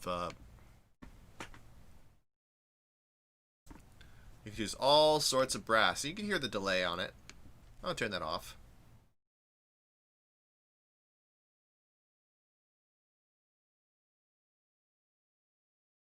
And of course, saxophone isn't the best choice for this arpeggio. But you've got a lot of options. This is a really nice sampler, or not sampler, synthesizer, like Serum or Massive or Serum or Soundtrap's built-in synth. Well, Soundtrap's built-in synth is a lot less complex than this, but you could see that it gets pretty deep pretty quick here. But this is another way of designing sounds.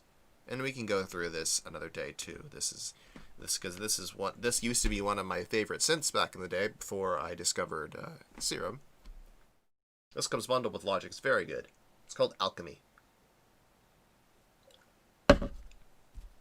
Instead of bothering to design stuff, though, we're going to just look through the presets. So we're going to go to Browse. We're going to look for a nice, a mallet-based sound. We can look through genre and timbre as well. I want something metallic. And let's try Gothic bells.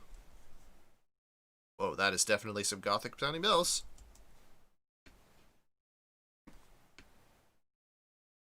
And the cool thing about Alchemy is once you find a sound, you've got these 8 different kind of snapshots, and you can move them around, and it changes the timbres, and you can kind of morph between 8 different types of sounds in one patch. So it starts out with this metallic bells. Let's put on a loop region in the background, so just looping between this.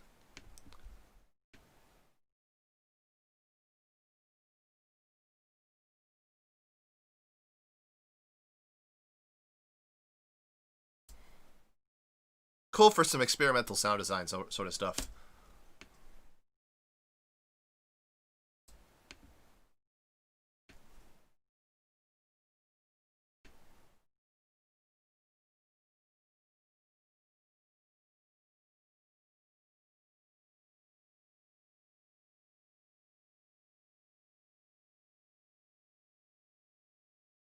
I really like this patch. Let's try Liquid Crystal, though. I'm going to rate this one real quick. There we go. Give it 4 stars. So I can find it again.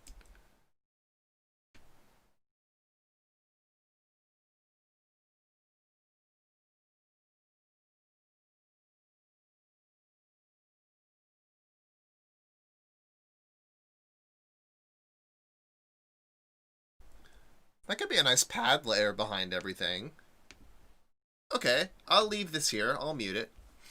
What have we gotten up to? We gotten Cyberduck and Plasticraft. Have we done Plasticraft yet? We've done Imp Arpeggio. Okay, we're on Imp Arpeggio. Okay, I just have to make sure I get back to my place. Ooh, no. No, that's the opposite. That's the opposite. Alright. Export.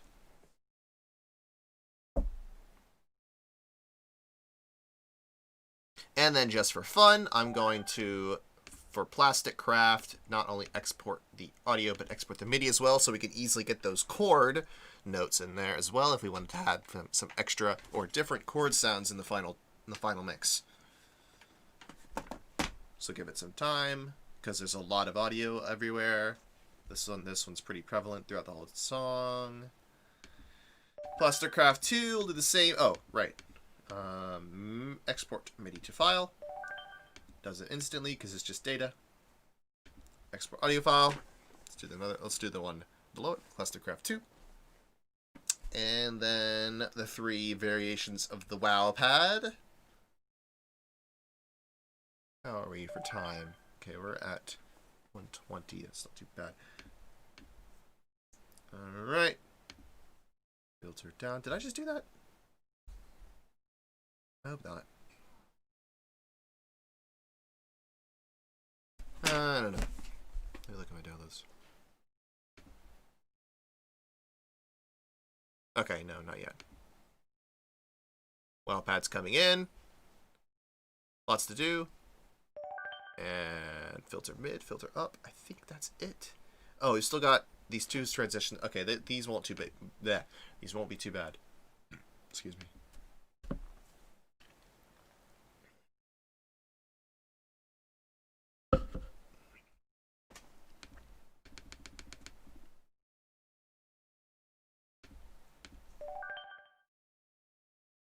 Alright, filter up.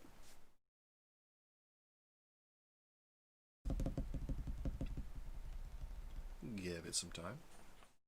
Just 3 more tracks. Just 3 more tracks. And these last 3 should be very quick because they only happen in very small parts. So the clean sub, I'm definitely gonna bring other places. Yeah, see how fast that was. export.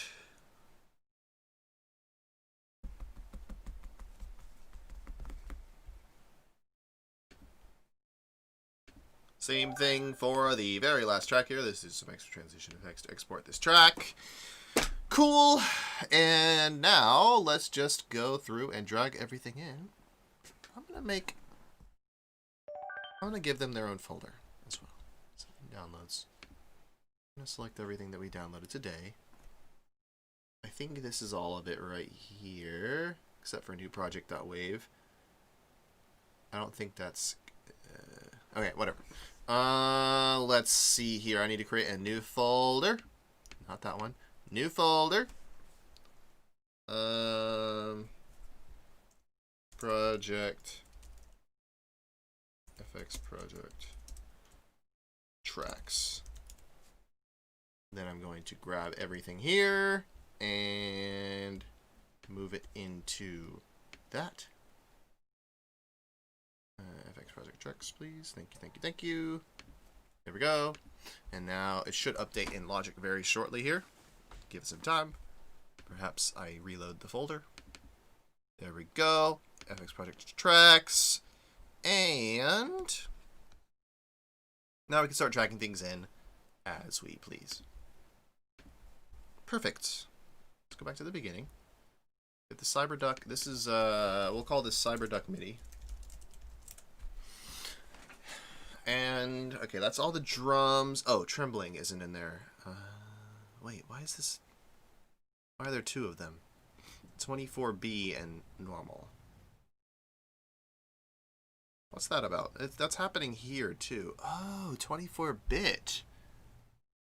You know what it is? I think all of these are exporting in 32-bit. All right, don't worry too much about bits and bit depth and all that kind of jazz. I was just wondering why I'm getting two of some of them. And it's because some of them are exporting in a different quality. And for some reason, it gives you both qualities. It appears so far that all of these are 24, so maybe I only want to use the ones that are 24, if I have an option.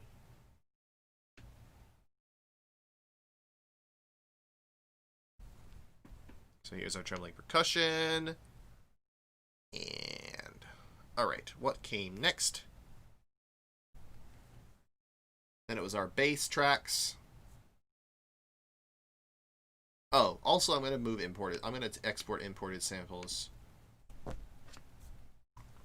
While that's happening. Alright, let's find our bass tracks. It was sliced bass.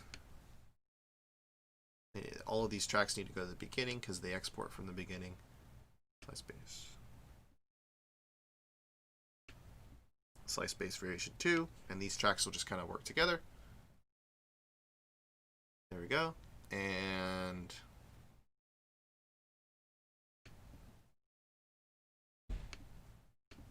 then we want... Wow, it's still mixing it. Or does it only mix it when I'm there?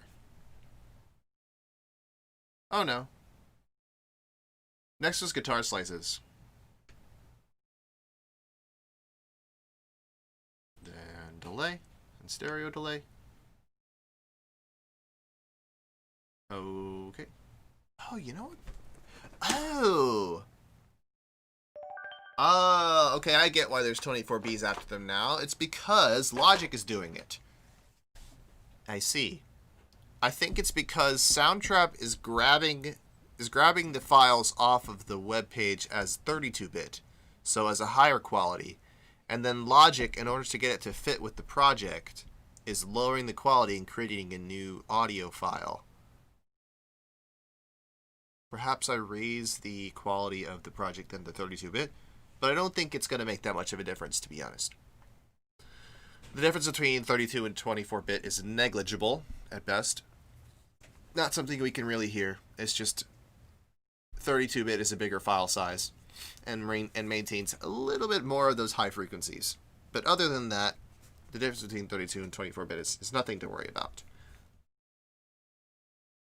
Okay, so let's continue dragging these tracks on. For every single track I'm going to drag on, it's going to create a 24B version. I guess that's a good way of telling whether I've done something yet.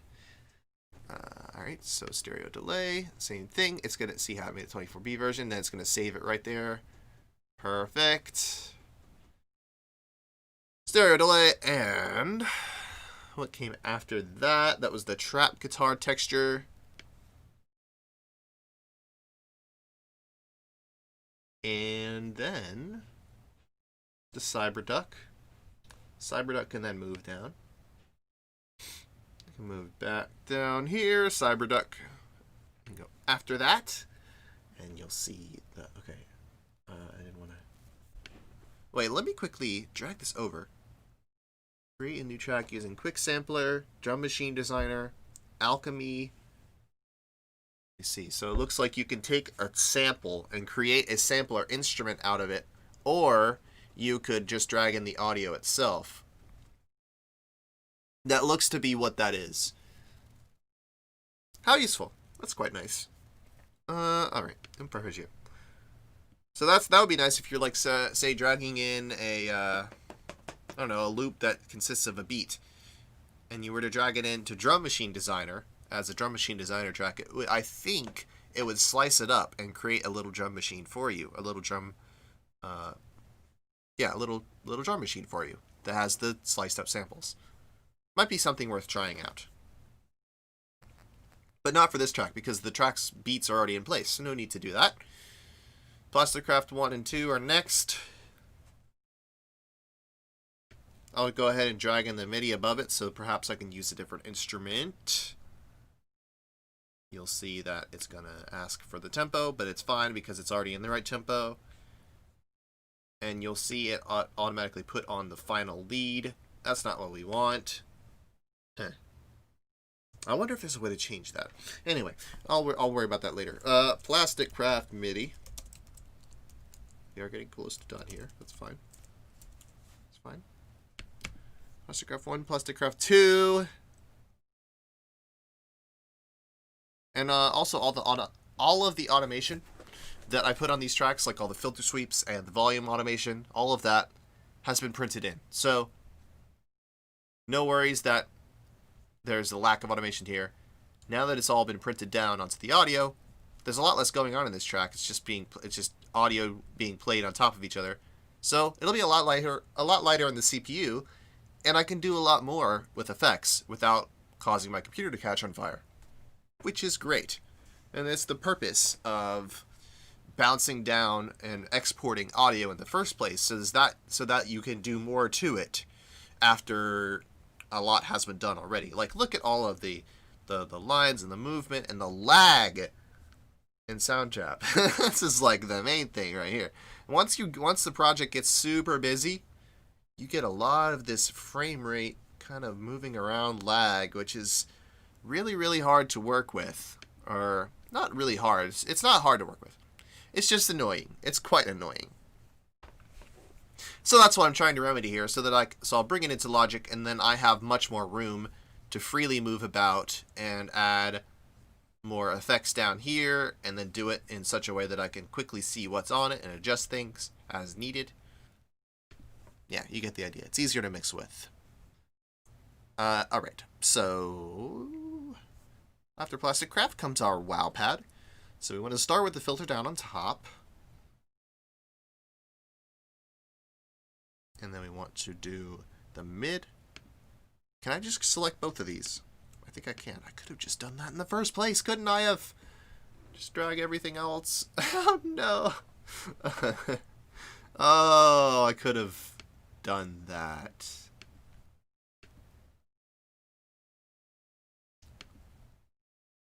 Well, now you can.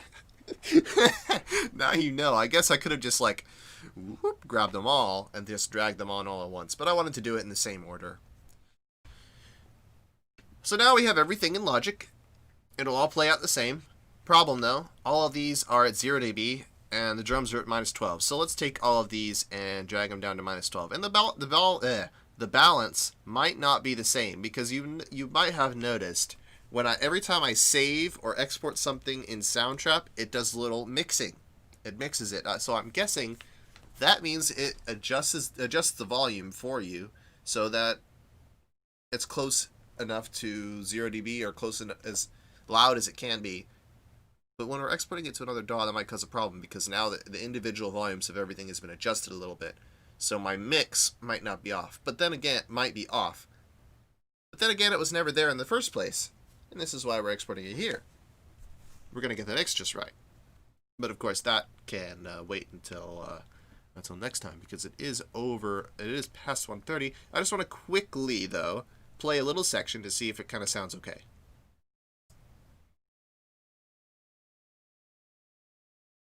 Okay, first of all, Plastic Craft MIDI is playing something. Don't need that. Yeah, we can just mute that track for now. And mute this track for now.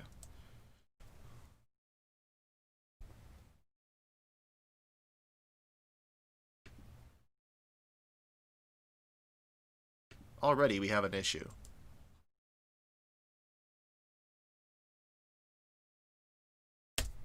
Listen to that in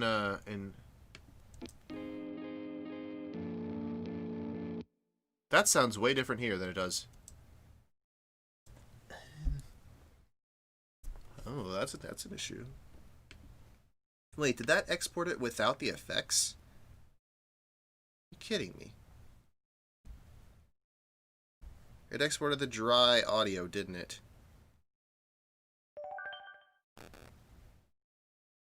Huh. Guitar slices. Yeah, if I drag this on... Oh, that's problematic. Well, we learned something today.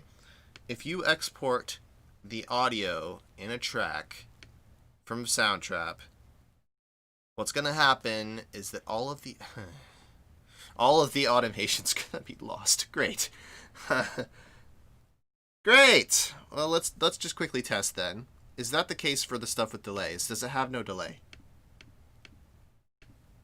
Okay, this might be okay. This might be fine. I might be able... I mean, it gives us a chance. Okay, let's look at it on the bright side.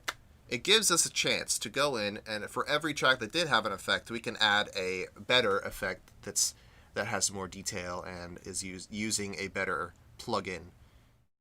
Yeah, I guess we can look at it on the bright side that way, and that way we have more control over exactly what the effects do. And we can look back and forth at Soundtrap for a guide of what was sort of going on this track. For this one, we had some amp simulation that gave it some distortion, and we had a tremolo effect. Neither of those are on there. And we also had some hollow sweep action. We had a filter that was moving. Okay, well, perhaps this might not be the best option to do, especially when you've got all this complex filter automation. I was really hoping that got saved, because here, like, I just did a whole bunch to make this interesting between these two sounds, and none of this filter stuff got saved. I'm thinking of a way that I could work around this. I'm thinking that freeze track. What if I did that first? What if I did that first? Okay, quick experiment. Quick experiment. What if I freeze the track? That should save all the automation on it, I think. Well, yeah. In the case that the effects didn't get saved in Logic, okay, then there might be some reason to do something off camera. We're gonna find out real quick if a frozen version, if this now exports correctly. Now, when I freeze it, the effects should stay on there as like printed audio. And now we should have a newer version of Guitar Slices. Guitar Slices 1. Okay, and we need to back out of... Oh, right. Okay, this one will be different. This one will be the same. Guitar Slices 1, though. That's what we want. Okay, we can't drag it to the trash directly from Logic. It's not that good.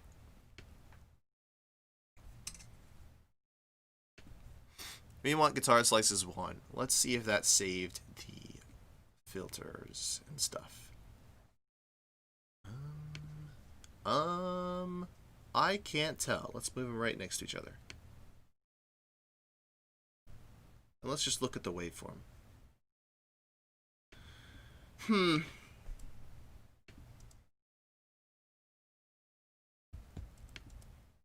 No, it definitely didn't. Wow, that's a shame.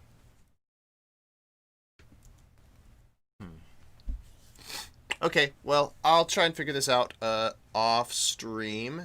I may have to do a silly workaround where I record the output of my computer and make that a track, but solo one track at a time. I really don't want to have to do that. So I think what I'll end up doing is I'll take the opportunity given here to make an entirely new mix of this track, just sort of following along the automation I have here. Trust me, okay, I'm quick at this. I can do it. I could have a whole another set of automation here, and I bet you I could do it better. I bet you I could make a better mix of it if I was given a blank slate. So I'll take this as an opportunity to improve what I had.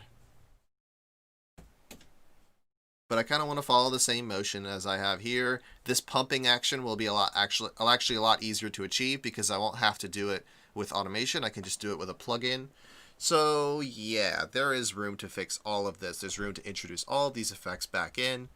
And what we'll end up doing is I'll have an exported version of this mix as it is. And then I'll have an exported version from Logic with the plugins and all that. And we'll do a side-by-side comparison of my two mixes.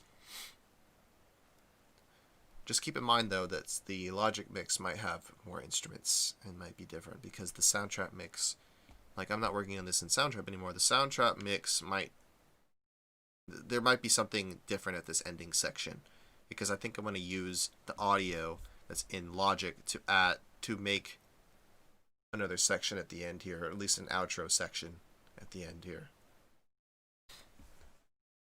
Okay, well, depends on how you view your half full glass of water or half empty glass of water. Gonna take it as half full and allows us to remix the track, which in Logic, which is gonna be a good way of showing you around it, I think. So yeah, I'll take this as a good thing. All right, so that's our plan for tomorrow. And this date is going to be wrong again because I forgot to update it. But you get the idea. It's going to start tomorrow at Tuesday, 11:30 a.m. And we are going to continue with our Logic mix. And it's going to be good. And we might also, well, if we don't spend the whole day, the whole time tomorrow on doing stuff in Logic, we may get around to fixing up the end section there. We'll see. We're going to focus mostly on reintroducing the effects I had added into the main track, or to the Soundtrap track. And by doing that, we're going to end up reviewing all the things I did and getting a better idea of it. So, it should turn out well. Alright, that is all for today. For those of you who are sticking around, thank you for sticking around. And hope you all come back tomorrow to see the continuation of this mix. And yeah, the betterment of this song. By the way, it still doesn't have a title. Please, please shoot titles at me if you can. I'm terrible with song titles. It may come. It may come to me, but it hasn't yet. It's still called FX Demo. All right.